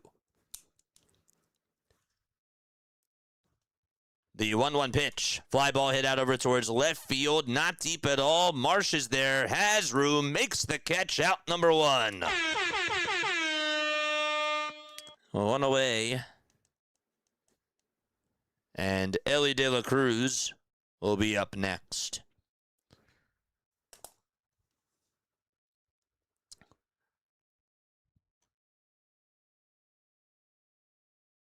Let's go.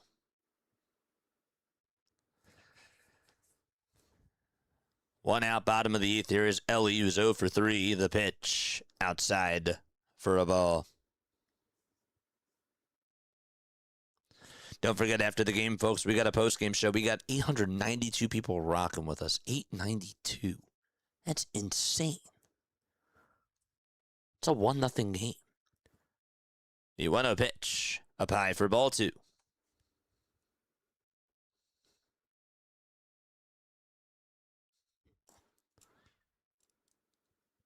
Hang on, baby. 2 balls, no strikes. Bolin fires, and it's down for ball 3. Gotta throw a strike. Gotta throw a strike.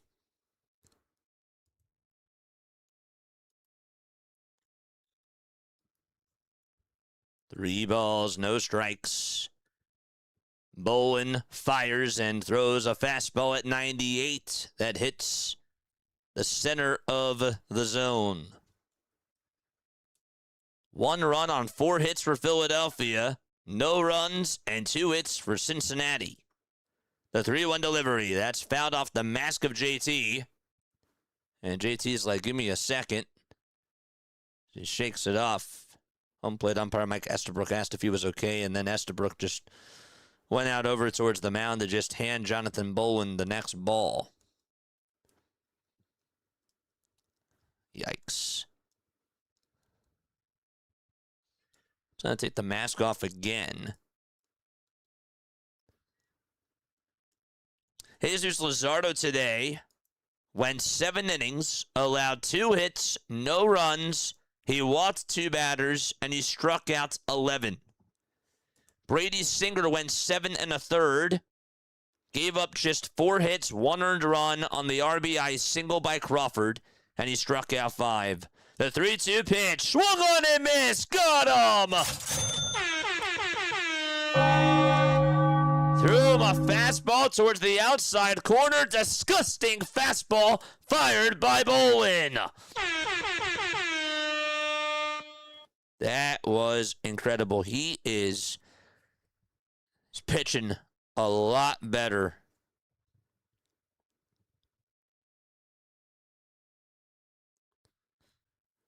Here's the pitch to Sal Stewart, and that time he takes a ball, and Bolin is behind in the count, 1-0. The pitch down in the way for ball 2. Can't let up here. Could not let up.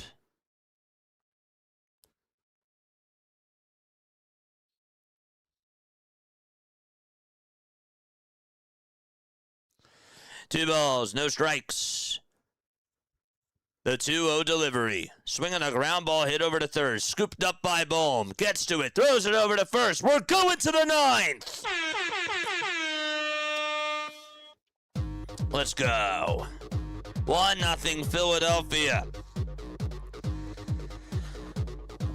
Keep smashing that thumbs up button. Keep hitting that subscribe button as well, folks. Good to see.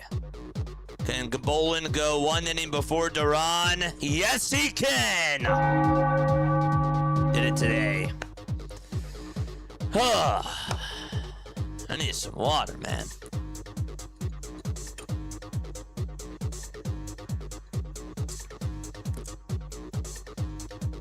If you did subscribe again to the channel, thank you so much. And to all the people that super chatted today, thank you so much as well.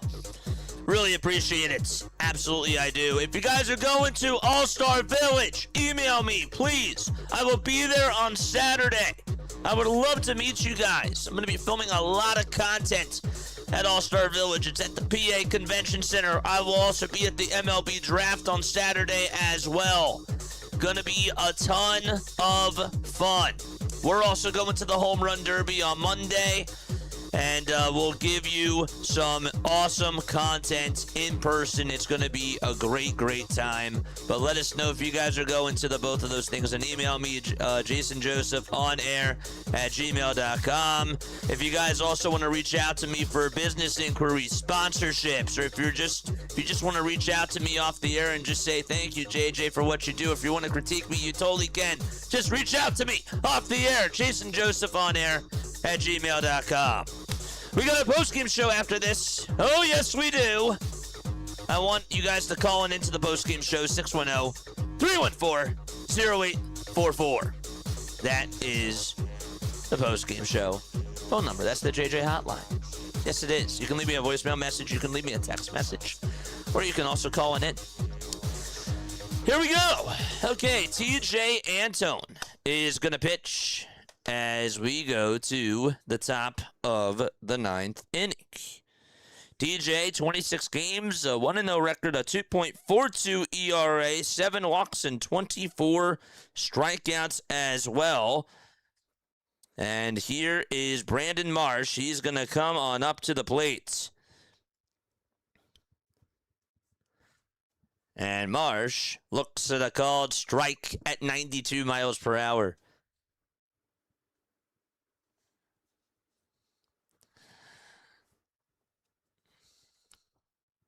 No balls, 1 strike to Brandon Marsh and the 0-1 pitch, and it's called strike 2. Oh, boy.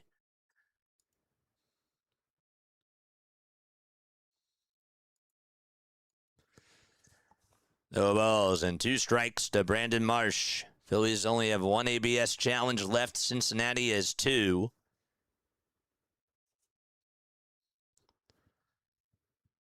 TJ gets set at the belt, kicks and deals, and Marsh grounds one out to right field for a base hit and beats the defense and gets on with an infield single.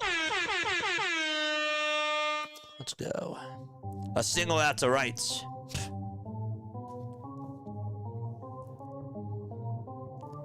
So he singles out to right, and that's how we start off the 9th. Charge!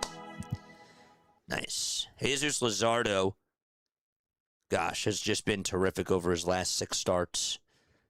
Runner over at first, and the pitch to Bohm, and he flies it foul. And now to play towards the right side.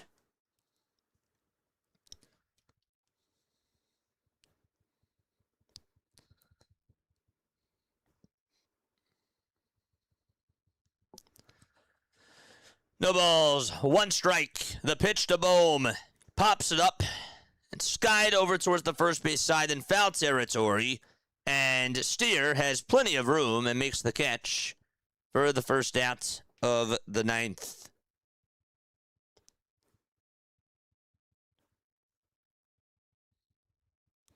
Look at this. Chat is flying by right now.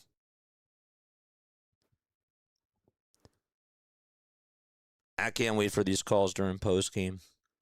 We're at 358 on the likes. Keep smashing that thumbs up button. Let's get to 400. One out, top of the ninth inning.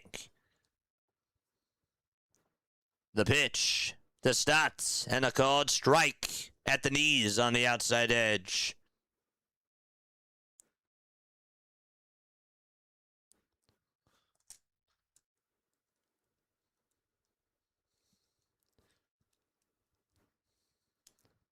Antone kicks and deals, and a called strike 2 at the knees. Antone is really doing a good job placing that cutter.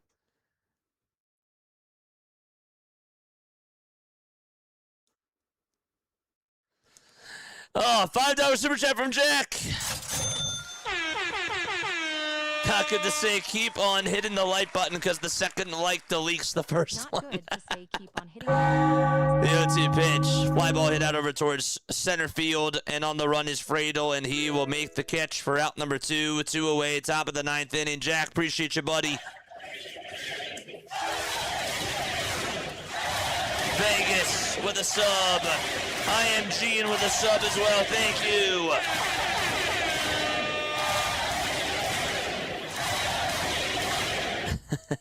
You guys are funny, man. Appreciate you, Jack. 2 outs, top of the ninth. 1-0 Philadelphia. Crawford got on with an RBI single in the 8th inning to give the Phillies their lone run. Derek Hill is up to bat for Gabriel Rincones Jr. He came on in to pinch hit after Rincones got hit by a pitch. The pitch is in there for a called strike.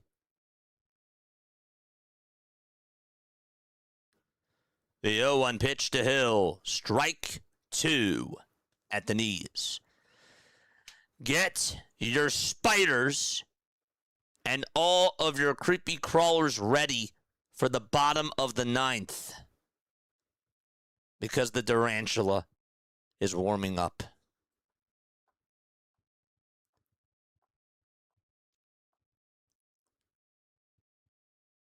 Runner at first. 2 outs. Top of the ninth.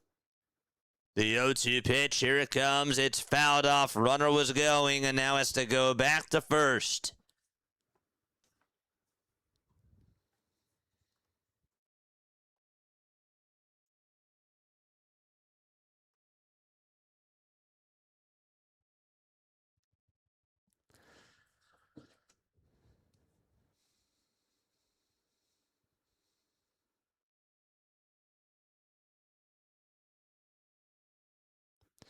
The 0-2 pitch, high for a ball.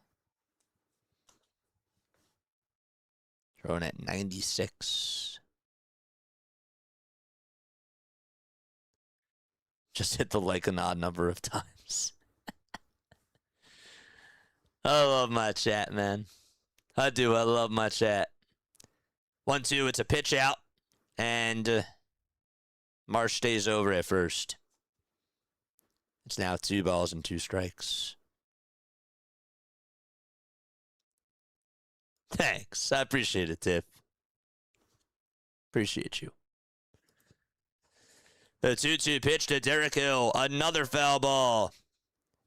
And he stays alive.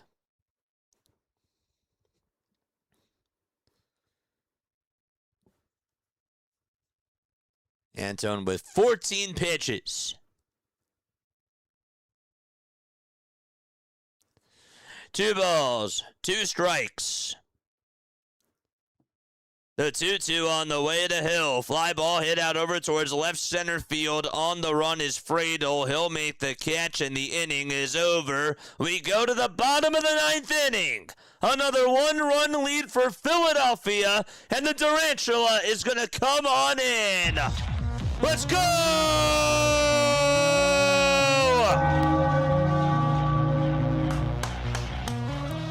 Drop him! Drop him! Let's go! It's time! Let's go. Time to drop the spiders! I just saw one in my room. Wish I could, I don't know where one went. It wasn't actually a spider, it was a fly. There's a difference, but yes. I did see a fly in my room. Let's go, baby. The bottom of the 9th. Let's go. Paint my chat with spiders.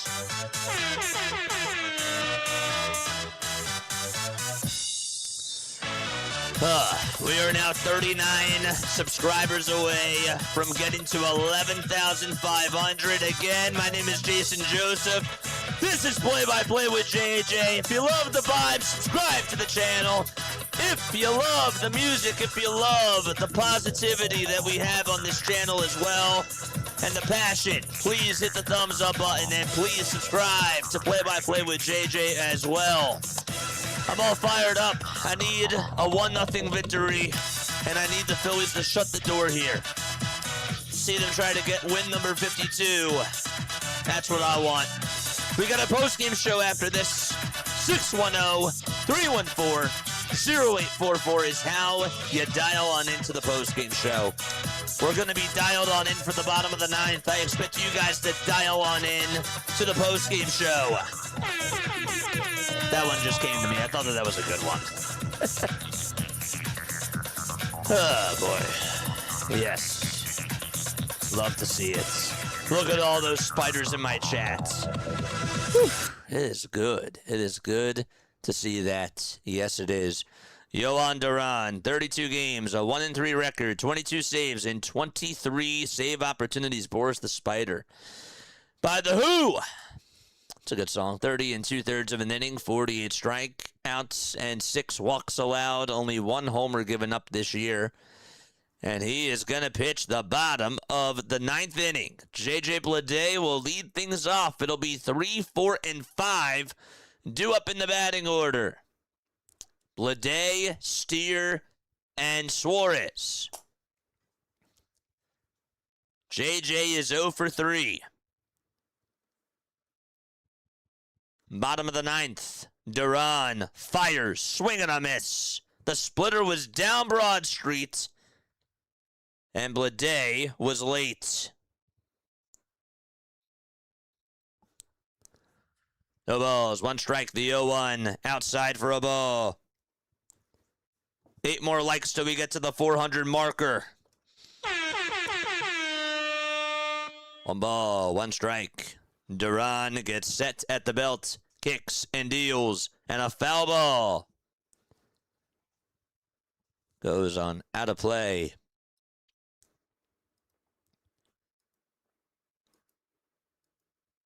Duran has faced Bleday 4 times. Bleday is 1 for 4 against him with an RBI. The 1-2, it's popped up right behind home plate and out of play.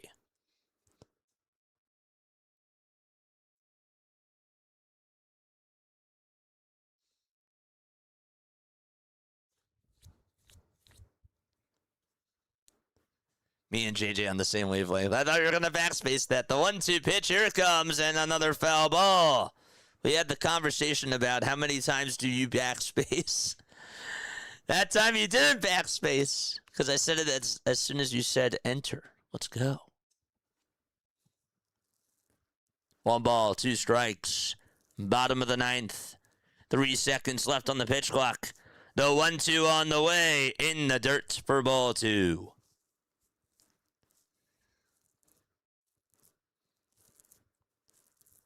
You love it when the 3D makes an error.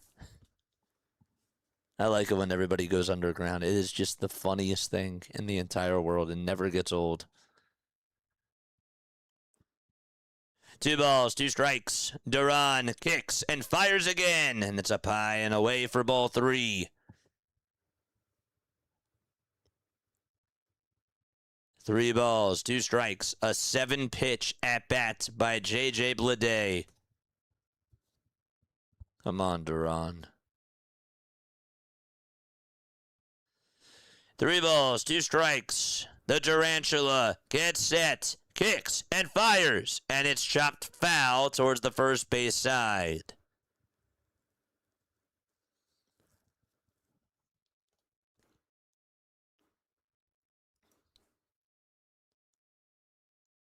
Just 2 hits for Cincinnati. Duran lines up and fires again, and there's a line drive out to center field. That'll get down for a base hit, and J.J. Bleday gets on with a leadoff single to start off the bottom of the 9th inning. Okay. Got a pitch out over the middle. That was a really good at-bat by J.J. Bleday. And he got a mistake. It was a splitter at 95. He took advantage of it. And up to bat next is Spencer Steer. Steer is 0 for 2. He got hit by a pitch in the 4th inning. The tying run is now at first base. The first pitch to Steer, and he doesn't get the call there. It's inside in the eyes of Mike Estabrook for ball 1. That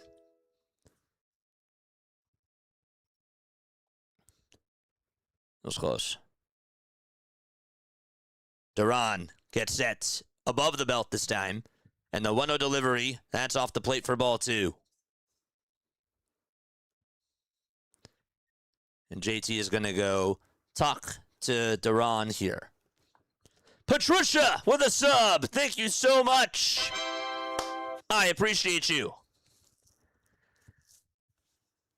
JT's having a word with Duran. Spencer Steer batting on the right side, of course, 0 for 2.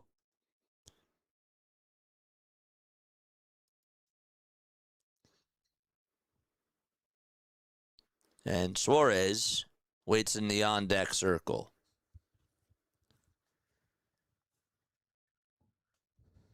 Two balls and no strikes to Spencer Steer. Bleday singled up the middle.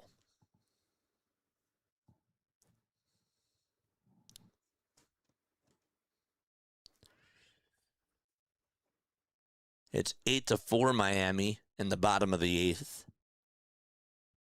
In case you're wondering. Duran back on the mound. Gets set, and the 2-0 pitch is in there for a strike. Here's the throw to second base. The throw, it's not in time. And the count is 2-1. So the tying run is at second base. Steer is up to bat. JT threw it over to second. It took a bounce right over to Bryson Stott's way, and Stott didn't even have a chance to swipe J.J. Bleday because it took a little bit of an awkward bounce to him, and he sort of tripped over that bag after he caught it on the hop. 2 balls, 1 strike, the 2-1 pitch, and it hits Steer. It got him. And now there's 2 runners on with nobody out in the bottom of the 9th inning. Got him right near the hand. Sort of towards the forearm area. Now Caleb Cotham is going to go talk to Duran here. Oh, boy. Haven't really gotten into too many of these situations this year. Still nobody out. A single and a hit by pitch to start off the inning. The Phillies want to hang on here, of course. We are now 34 subscribers away from getting to 11,500. Again, continue to hit that thumbs up button as well if you have not done so already. We have 1,000 people tuning on in.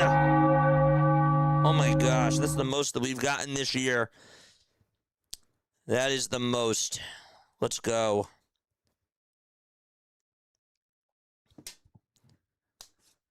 Bottom of the 9th.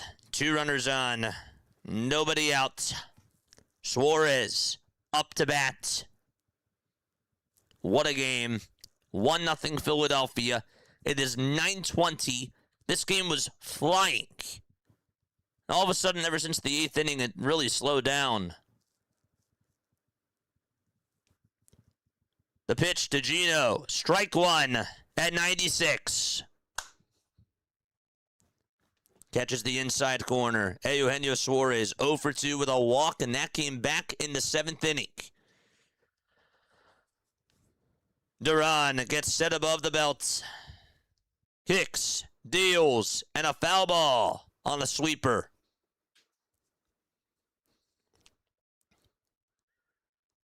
We got a post-game show after this. Make sure that you guys stay on for that and calling in to the post-game show.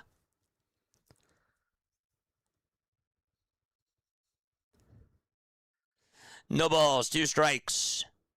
Duran gets set above the belt. The 0-2 pitch. Swung on and missed. There's out number 1. Let's go. Fire me up.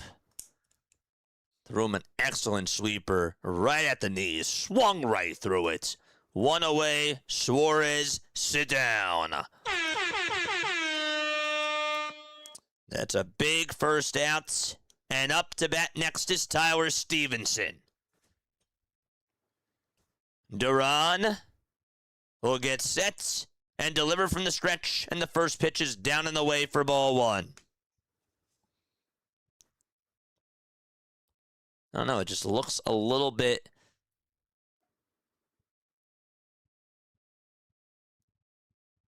Looks like it's, again, just curving just too much. And too wide. 1-0 pitch. Swinging a foul ball on the splitter. Throwing at 97, and it goes back to the Phillies dugouts.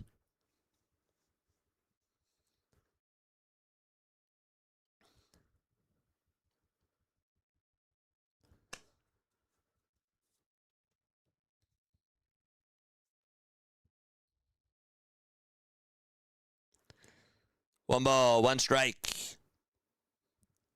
The 1-1 pitch, here it comes. That is in there for strike 2 at the knees. It was another splitter.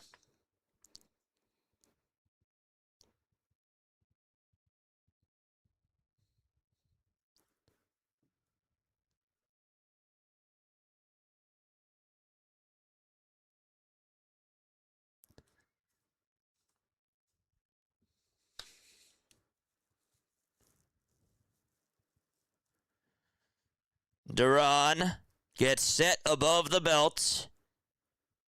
Kicks, fires, another swing and a miss.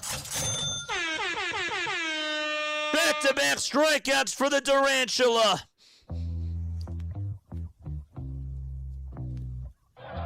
Threw him a fastball, and Stevenson was tardy.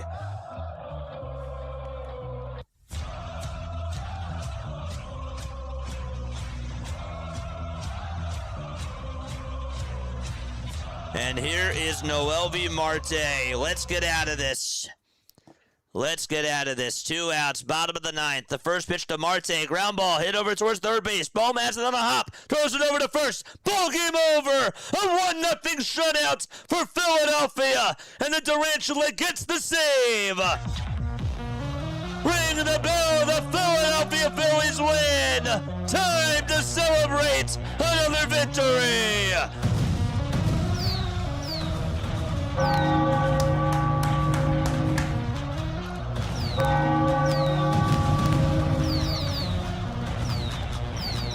Drop those W's, let's go!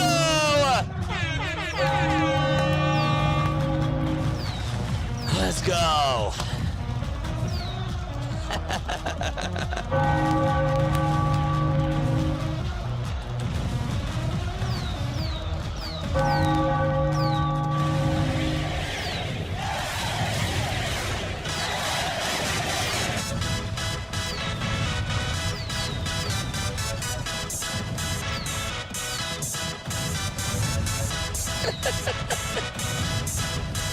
They did it, baby! Let's go!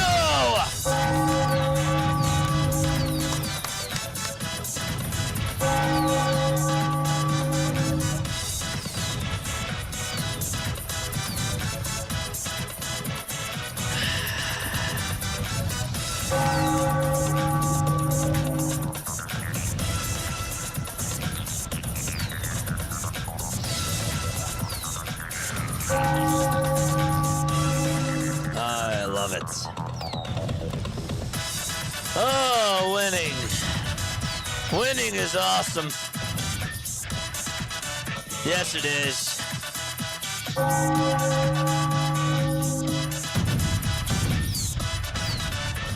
We'll take it.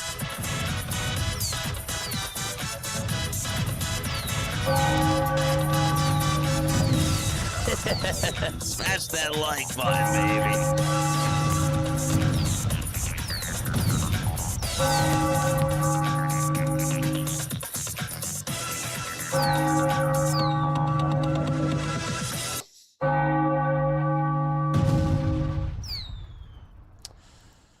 Yeah, okay. Okay, well, that was awesome. That was much needed. Like, obviously they weren't going to give Jesus Luzardo any run support, really. I mean, thank God that Justin Crawford had the RBI single, right? And that the Phillies ended up getting the lead, and Jonathan Bolden, setup man, okay, he did it. And Durana got dicey at the end, and my heart was racing a little bit, but he got the job done, and he settled on in, and he did what he had to do to get the job done. But the MVP goes to Jesus Luzardo. Drop the Zeus emojis, because he was phenomenal.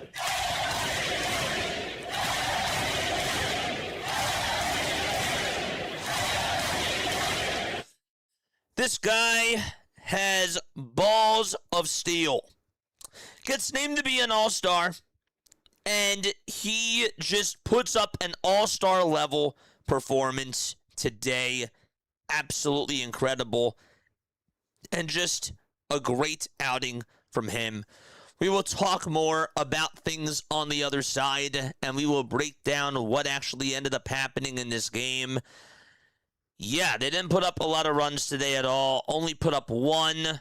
You're going to have that happen, but it was really nice to see Jesus Luzardo just stick it right over to the Cincinnati Reds. He showed a little bit of attitude as well. I like it when he does that. I was a little bit concerned. I didn't know if he got issued a warning or what it was, but I love it when he is all fired up. He is just an awesome pitcher for this team. 7 innings, 11 strikeouts, 2 walks allowed. He was phenomenal. Yes, sensational. Unbelievable and incredible. Yeah. How would you describe that game from Jesus Luzardo? How would you describe that in one word? What are your words today?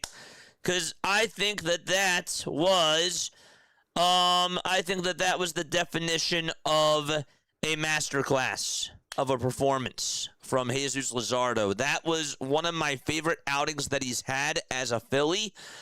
It doesn't beat the time where he retired 20 in a row. That was, I thought, the best that we saw out of Jesus Luzardo. But tonight, the sweeper, the fastball, the splitter, even the changeup, it all looked so good being released from his hand. Guys were so off balance. They just could not touch him at all. When you have that shot going on in and you're a shooter in basketball and you just are 7 for 7 from 3 and you just have that feeling where it's just going on in, that's what Jesus Luzardo had as a pitcher. I call it the hot arm, the hot hand. Yes. Thought that he was fantastic tonight. That was dominant, says Leonard. Hardcore says hot. Cowie says godly. Yes, I like that. I like that. Jesus godly. Absolutely. That was fire. That was fuego. Oh, it was fuego. Jesus Luzardo by far is the MVP. I would go, and Larry likes to do this at the end of the game. I would like to go as far as my MVPs for today. I have to go number 1, Jesus Luzardo. Number 2, I would go to Justin Crawford. And number 3, I would put it as Bolin and Duran all in one package, and JT. I would mix them all in. Absolutely. I would actually argue that JT was number 2 today because he called a very, very good game. And then I would put Bolin, Duran, and Crawford as the co-MVPs. Yeah. Okay. So Luzardo's 8-4, Singer's 3-9. Duran now has 23 saves on the season. What else do we got? Thank you so much for the super chat. Beast Coast, thank you so much, baby. Thank you so much. The Beast Coast just put a super chat in the chat. Did I miss that? Beast Coast? Did I miss that, dude? Thank you so much for the super chats. PJ, thank you for the medal. The GOAT medal. Thank you so much. I appreciate it. I don't think I did miss a super chat. But thank you so much for the GOAT medal as well. I really appreciate it. Yes. We are going to take a break. Yes. And on the other side, we're going to be taking phone calls. We will have people calling into the show. We'll be talking more about this game and breaking it all down from A to Z. And I will see you guys over on the other side. All right? We'll be right back. Give us 5 minutes. 5 minutos. And I will see you all very, very, very, very, very, very soon. Okay. BRB.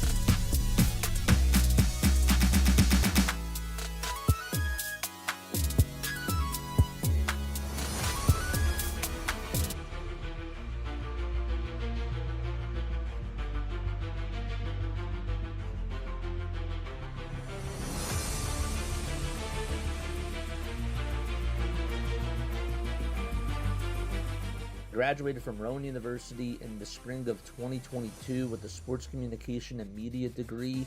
I got to actually call minor league baseball and G League basketball games while I was in school. And then I graduated, and as soon as I graduated, I went to NFL Films in Mount Laurel, New Jersey. And as much as I loved that experience, I miss putting on the headsets. I decided, you know what, talk is cheap. I have a laptop that's in my house, and so 21 months later, here we are, still on YouTube, calling games and building an incredible, loving community on here with the people that I call my Philly freaks with a capital P and a capital H. We go live for every single Phillies, Sixers, and Eagles game, and we do it like old school radio play-by-play style. I'm Jason Joseph, and this is Play-by-Play with JJ. I showed a swung on, barreled it out to right field. Bye-bye baseball. That baby is long gone. They got the job done, chat. They got the job done today, and they weren't going to put up really anything except for a Justin Crawford RBI single. And that's what that's what Jesus Luzardo had to work with today. As a matter of fact, Jesus Luzardo really did not get anything. The Phillies only just put up 5 hits. That was it. Just 5 hits. But yet, this team found a way to get the job done. You had to win this game. You had to win this game because you don't want the Marlins to overtake you in the standings. Oh, no, you don't. And you want to still keep up with the pace against the Atlanta Braves. So this was a big win. This was a big win for the Philadelphia Phillies, and you also head on into this weekend, taking 2 out of 3 against the Reds, and now you head out over to Detroit, and hopefully you can win another series there. Okay, I did not draw it up this way, but here's where I'm going to start off, and actually before I even do start things off, hello everybody. Hello. Thank you all so much for tuning on into the Phillies postgame show here on Play-by-Play with JJ. We will be taking phone calls in a little bit, calling in 610-314-0844. That is how you dial on into the Philadelphia Phillies postgame show. Okay, I don't know why my hat's a little bit sideways. There we go. That I think is a little bit better. Anyhow, and hit the thumbs up button and subscribe to the channel. Okay, so here's what I want to do first, okay? This is where I got to start off because I'm a little bit angry. I'm going to be honest with you, I'm a little bit angry. Why am I angry?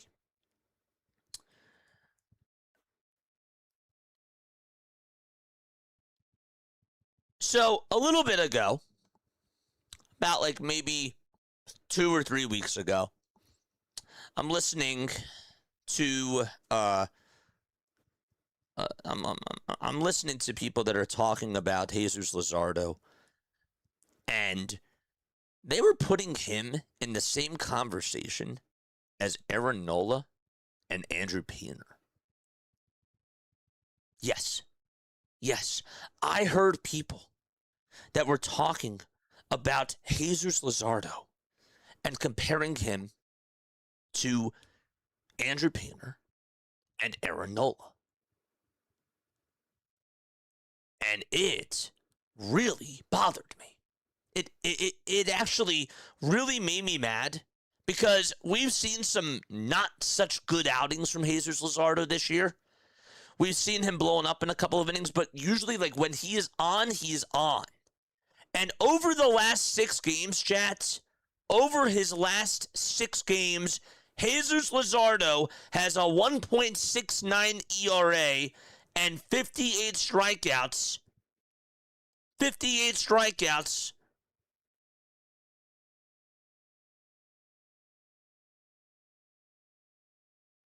In 42 innings. In 42 innings, 56 strikeouts and a 1.69 ERA. And this guy, and it wasn't just them. There were other people too that I've seen over on the Twitter space that were comparing him to Aaron Nola and Andrew Painter. And I'm like, you guys are just unbelievable. You really are. How dare you compare Zeus to the both of them? Zeus is in a whole nother class compared to them.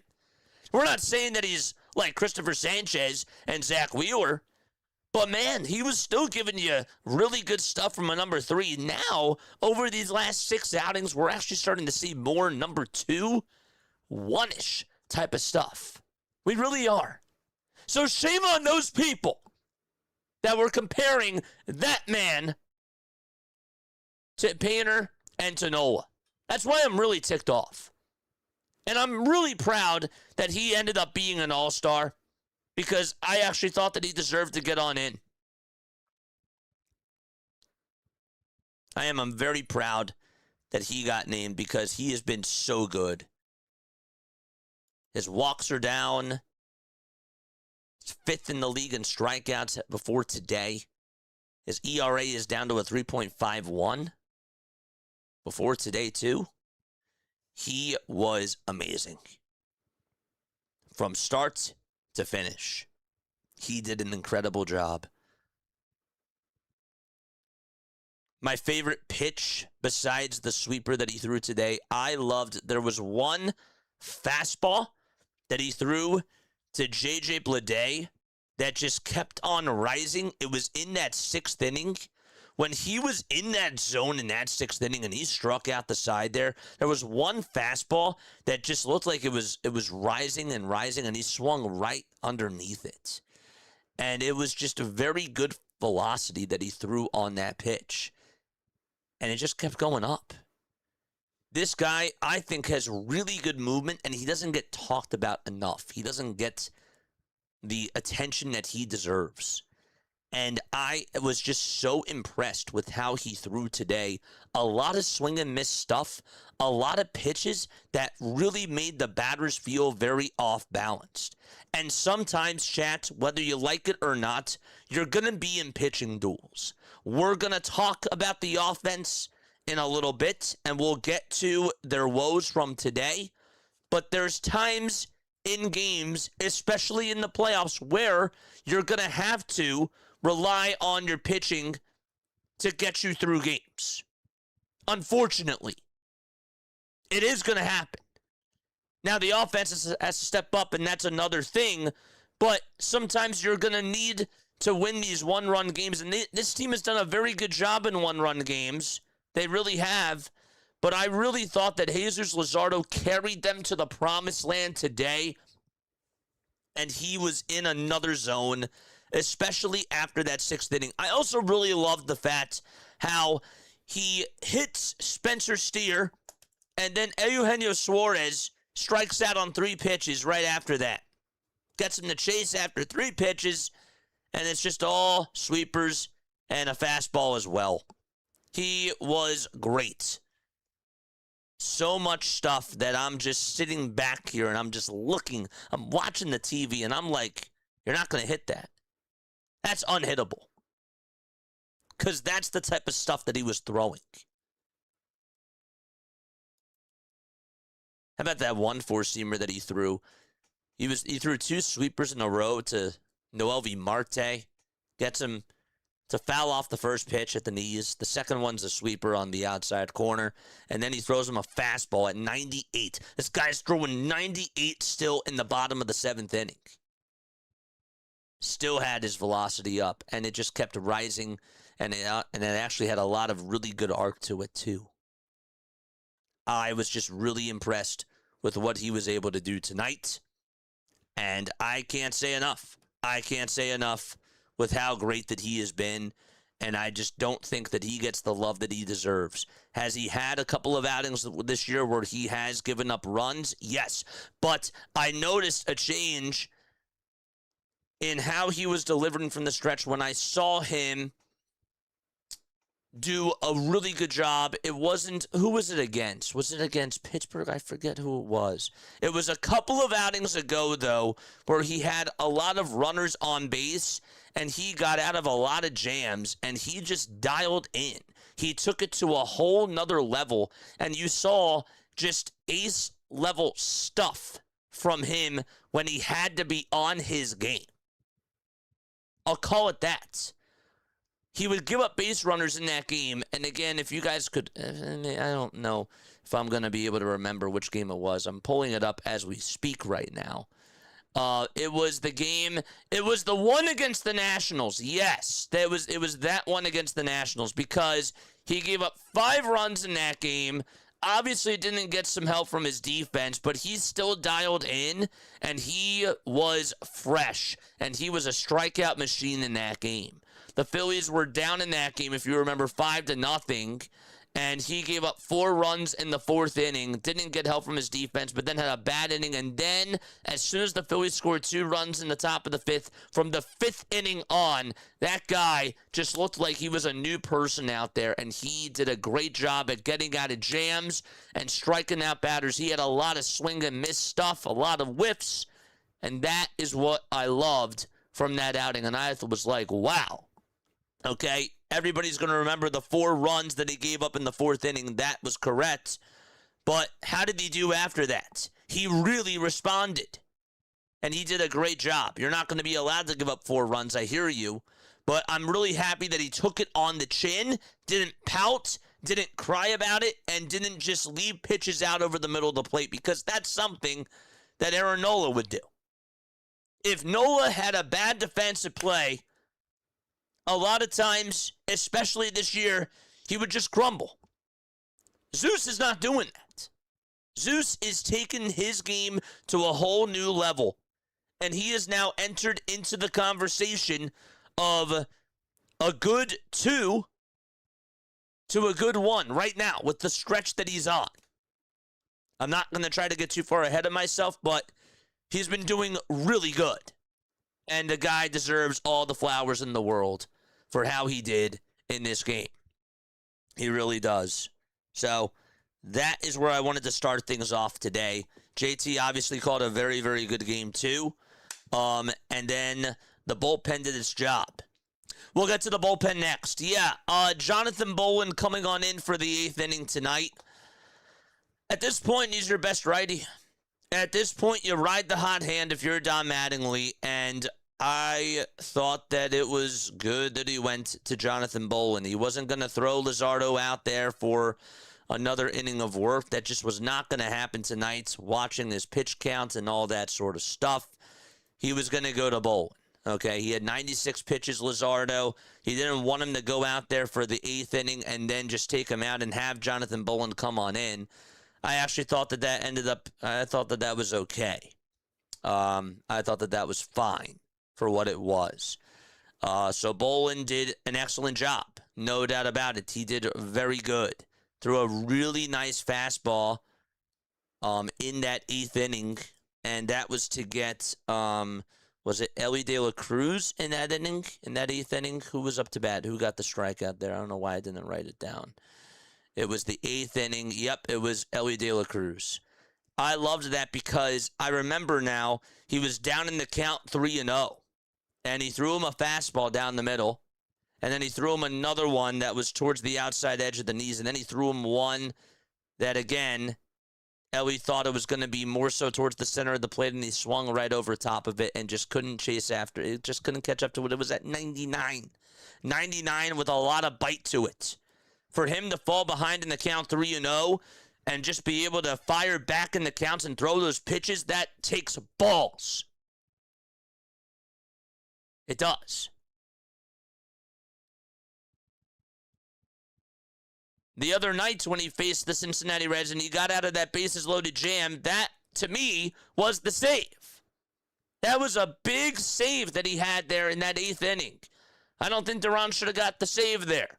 I think that the save really should have been to Jonathan Bolin because that pitch that he threw, that slider that he threw to Gino in that situation, which was low, was a nasty pitch. And now we're seeing really good pitching from Jonathan Bolin, and the Phillies need that. I don't know how long this will continue. I don't know how long this will last. But he's stepping up now. And that is a blessing because somebody else besides Duran has to be better. Has to step up to the plate. And Bolin has been doing that. He has. I don't know how long we can trust it again. I don't know. But for now, we're seeing good things from him. Really good stuff. I got nervous in the bottom of the ninth inning.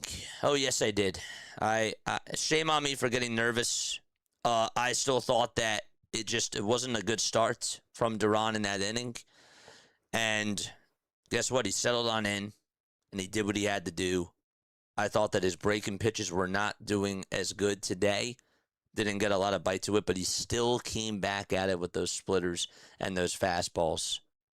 And that is why he got out of those jams. He really did. If you noticed, okay, he did throw one sweeper in the at-bat to Gino, but I noticed that a lot of stuff that he threw in the at-bat to J.J. Bleday, it wasn't just the splitter. He threw the four-seamer, he threw the changeup a couple of times, and the knuckle curve. And then he ended up hitting Spencer Steer with the splitter, but it just ended up like the knuckle curve just looked a little bit off. His velocity with it didn't look like it had its sharpest break to it today. So then he really focused on throwing those splitters and those fastballs, and also mixed in a changeup with that too, and it worked. It worked out very, very well. And that is what makes him one of the best closers in all of baseball. One of his pitches could be bad, but yet if the other three are dialed on in, if he's not missing with his other stuff, it looks good. Yeah. That's fantastic stuff. The offense was terrible. Okay. Let's just call it what it is. The offense was terrible today. I was a little bit disappointed. Yes. How can you not be disappointed when this team is just giving away at-bats? This actually sort of reminded me a little bit of the beginning of the season when they were just not putting up long at-bats at all. I got really annoyed in that seventh inning when Kyle Schwarber singled up the middle and Bryce Harper grounds into that 4-6-3 double play. After Kyle Schwarber works up a great at-bat to get on with a single, Harper swings at the first pitch and just does that. That is a rally killer. Stuff is annoying. A chance in the fifth inning, too. Not the fifth inning. The second inning. After Stott doubled, Gabriel Rincones Jr. works up a 3-2 count, and then gets on top of a sweeper and grounds out over to first. I just thought that there was a lot of times where I'm watching Brady Singer going out there and throwing 1, 2, 3 innings and not even throwing like 15 pitches. Part of that, credit to the slider. The slider did look really good today. But also, Phillies got to lay off. We said heading on into the game that they got to be patient. And they have to do whatever they can to just put pressure on Brady. And they didn't do that today. They didn't do that. They got the run when it mattered the most. And you know, he was ahead in the count 0-2 to Rincones. And he hits him. He hits him. And that changed everything. And the Phillies decided to go to Derek Hill. And Hill ends up getting on over to second base. And Justin Crawford drives him in. And that was a clutch at-bat by Justin. Justin Crawford has done much better lately. And it's really good to see. I liked that at-bat, too, because he wasn't looking to try to he wasn't trying to crush that baseball. He just wanted to put the ball in the right spot, and he beat the defense again. I think that he does a good job now with the way that he is swinging at the plate. You can see that he's following through more with his swing. You can also see that it's a little bit more level, and he has shortened it up, in my opinion. And I think that he has done a much better job with his approach, and he has done great when it comes to just working up the counts and following through. I also don't want to forget about Bryson Stott because defensively today, he made another really nice sliding stop over at second base. I don't know what the heck happened when the infield single happened and he was looking over at third and tried to make a Chase Utley throw over to third. I mean, the runner was going to be safe anyways. That was a little bit bizarre. Should have just held on to the baseball there. But, yeah. You're going to win ugly. You're going to win ugly. And this team early on in the season, when they were winning games, they were winning ugly. And I love watching the offense cook. I love watching the offense letting it fly. But these types of wins, it doesn't matter how it happens, they are important. And good for the Phillies to have Jesus Luzardo carry them to get this W. Yeah. Calling in 610-314-0844. We will be taking phone calls right now. I want to hear your thoughts. It is now your turn. How do you guys feel after this game? And I guess that my question to you is, are you willing to say that Jesus Luzardo is a number 2? Or do you still think he's a number 3 on a really good team? I think on a really good team, he's a number 2. Possibly a 1 on a bad team. Probably a 1 on a bad team. If he goes to the Rockies, he's a number 1. But on a really good team, I still think he's a solid 2. Let me know what you guys think, though, down below. And calling it, yes, be sure that you guys calling in to the show. All right, let's also take a look at some messages. I really like Crawford. He's so underrated, says Callie. Yeah, he did a great job today. He did a very fantastic job, and he got the RBI single. He made the big swing when it mattered the most, and it wasn't really a big swing. It was just a short little, punch over towards the hole.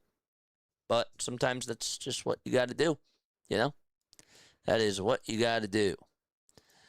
All right, we're going to be taking our very first phone call. All right, here we go. Oh, boy. A win is a win. They won 1-0. Your thoughts, my friend? Oh, yeah.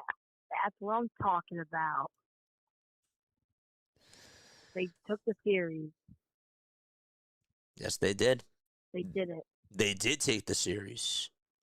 They did take the series, man. So You fired up? I'm fired up. I'm so surprised they won. Let's go, baby. I'm just asking, what was that move for Bryson Scott? What was he doing? I don't know. I think he had a mental lapse over there. I think that he thought that the runner from third was a little bit further away, and so he threw it back over to third base, thinking that he had a chance to get the runner out. But that almost ended up being a costly mistake. But yeah, I don't know. I don't know. I don't know what. I really don't know why. Just Yeah. hold on to the baseball at that point. Hold on to the baseball at that point. I agree. You should have held on to it there. Luckily, it didn't come back to bite them, but in that situation, I mean, you got to be really confident when you make that throw over to third base, and it looked like that he sort of froze and just made a mistake there. But, hey, Bohm caught it, saved his butt, and they ended up squeaking it out. At least in the bottom of the ninth inning, I thought they were going to lose. I really thought they were going to lose. You thought that they were going to lose in the ninth inning, even with Duran out there? Because I actually I wasn't feeling comfortable either. I was kind of nervous. I hear you. I was biting my nails like crazy. Like, oh no, please don't lose. I hear you, man. They should breathe. They should breathe. They will get a break today, but tomorrow they go to Detroit. Yeah, and Detroit, they gotta. Again, I expect them to win another series out in Detroit. You can't lose that series. You want to go into the All-Star break. You want to feel good about yourself. You're obviously not going to be up in the division by the All-Star break, but guess what? You still want to be knocking on that door against the Atlanta Braves and try to get a little bit of separation from those Marlins because they're playing really good baseball too. They're closing up on us. Yeah, they are. If you lose a series to the Tigers, I think you'll probably lose it to the Marlins. Hopefully so.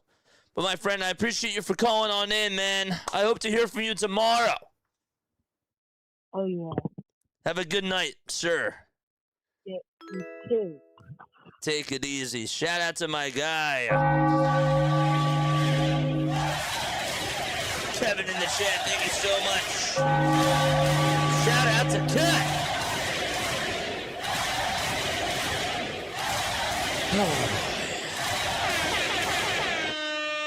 Yes. JJ checking on in from the Great American Ballpark. Go Phillies. Oh, man, you were at the game tonight? Let's go. I love to hear that. Calling into the show. Tell me about the game. Tell me about the experience. I would love to hear more about that. That's so cool. Our pitching staff was effective tonight. Bolin was great. Duran did the job again. Yes, and it got dicey. It did. It got me nervous, okay? And I got to be honest with you. I know that he can't be Superman all the time, but he did it. He absolutely did it, and it did get me a little bit worried. I think I had a right to be worried, but also shame on me for being worried because it's the tarantula. What do you have to worry about? The tarantula is out there to save the day. Shame on me.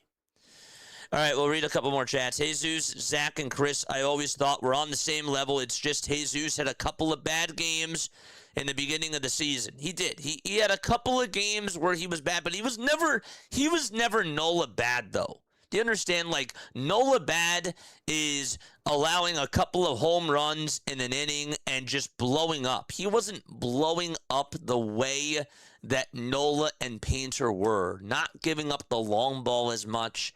And a lot of times there were just, I don't know, a lot of like soft contact and like, and you know, very, how do I say that? Like he was missing his spots, but it wasn't as egregious. It wasn't as bad as Nola was. Like when Nola's flat, he is flat.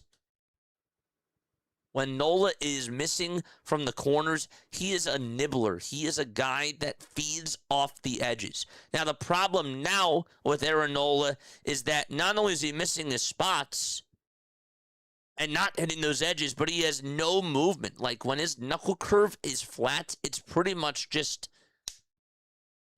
a pitch that's straight. There's nothing to it. Batters are like, thank you.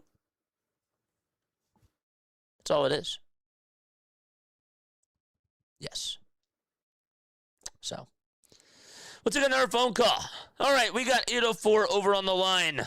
A win is a win, my friend. How you feeling? Oh, I'm feeling great. John! I'll tell you what. This was the kind of game you sat on the edge of your chair and just, prayed every inning. There was a lot of good. Luzardo was fantastic. Bolin did his job. Duran is Duran. And, the one run that we got was enough. And, we live for today and play for tomorrow. I agree. And, John, this game was going by so quick. This was going by so quick, and then it just slowed up in that 8th inning. I was like, wow, this team is not putting up anything at the plate. Brady Singer is looking this good out there, and the Phillies are giving away these at-bats. But you know what? Sometimes you got to grind it out. Sometimes you're going to have these one-run games where you're not going to get much offensive production. And Jesus Luzardo said, hold my beer, and he did it. Yes, he did. He did. He really did. Yep. The thing is, games like this, I sleep well at night. We love to hear it. Love it. Yes, sir. Hey, just a great, great night. Absolutely. What did you think about the Justin Crawford hit? Hey, he did it, right? He got us the run we needed. He did. He's playing better. But yeah, man. Mm-hmm. Oh. Yeah, the 9th inning with Duran was a nail biter. I was biting mine too, but he came through. Do you still have any nails left? Hey, I got 1 or 2 left. I love it. I love it. I love it too. I love watching your show. I watch the whole thing. I jump up and down and cheer for you. You do a great job broadcasting these games. You really do. I don't know anybody that could do a better job. Thank you, John. Really, thank you so much. That really means a lot to me. You are the man. I enjoy it. And you know what's funny? I'm upstairs watching the game, and my wife, we got a bedroom downstairs. I go down and I'll say, we won. I talked to JJ tonight. She said, Let's go. leave him alone. I said, I can't leave him alone. He wants to hear from me. Of course I do. I gotta hear from my freak John. Of course I do. Oh, that's so funny. Tell her to call on in. Good game. Hey, good night. Have a good one. You too, my friend. Let's go. Shout out to my guy. Let's go. She should call on in. That's so awesome. Drop an MVP for John. W's for the phone calls. That's incredible. Yep. Bolin with Bolin. Yep. Jonathan Bolin made the Reds bawling their eyes out. We'll take one more phone call from Cookeville, Tennessee. Cookeville, Tennessee. Cool. What's going on, my friend? How are you feeling tonight? Yep. Okay. Hopefully he calls back on in. Hopefully he does. Yeah. Crawford saved our butts. Absolutely he did. Crawford and Jesus Luzardo and JT and Jonathan Bolin and Duran all did great. And also Derek Hill. Derek Hill, kind of the unsung hero again. Like, that guy is just stepping up. Doesn't matter if he's on the bases. Doesn't matter if he's playing in the outfield. The guy is just making impactful plays. We don't even talk about it enough. No, we don't. Because that's just what he's doing. That is what he's doing. All right, take two. 931 over on the line. How you feeling, my friend? What? You just said how you feeling? Oh, I can't hear you. Can you hear me? Yes. Can you speak a little bit louder, my friend? Okay. Man, he hung up. He hung up. Dang it. It did. It got a little bit dicey at the end, but again, they got the job done. And that's what matters. I actually wanted to... There was something that I saw. Oh, yeah. Okay, so this is what Jesus Luzardo said, chat. I get a little fury sometimes, he said during this postgame show. And see, again, like, you can see it, guys. You can see when you're watching this guy pitch, there's another level to him. I think that at times he showed it last year, especially in the postseason against the Dodgers, where he really got animated and fired up. But you can just see that there's a new level of focus when you're watching Jesus Luzardo pitch. He just has this Mamba mentality to him. And I question that for a little bit of time. If this guy has runners that he has to deal with from the stretch, can he find a way to dial on in and get the job done? And we've been seeing that more and more. And he's answered that question for me. He has that clutch gene to him. And the Phillies are going to need that in the playoffs. If you're going up against the Dodgers, or you're going up against the Brewers, and you have Christopher Sanchez against Mizorowski, and then you have Wheeler against Kyle Harrison, get Jesus Luzardo to pitch that game 3. You know? Back at home. That's huge. That is huge. I feel really good with Jesus Luzardo as my number 3. I really do. Couple more chats, and then that's going to do it. That is going to do it. Shame on the people burying Crawford, too. Zeus's 56 strikeouts in 42 innings is nuts. It is. It is bonkers.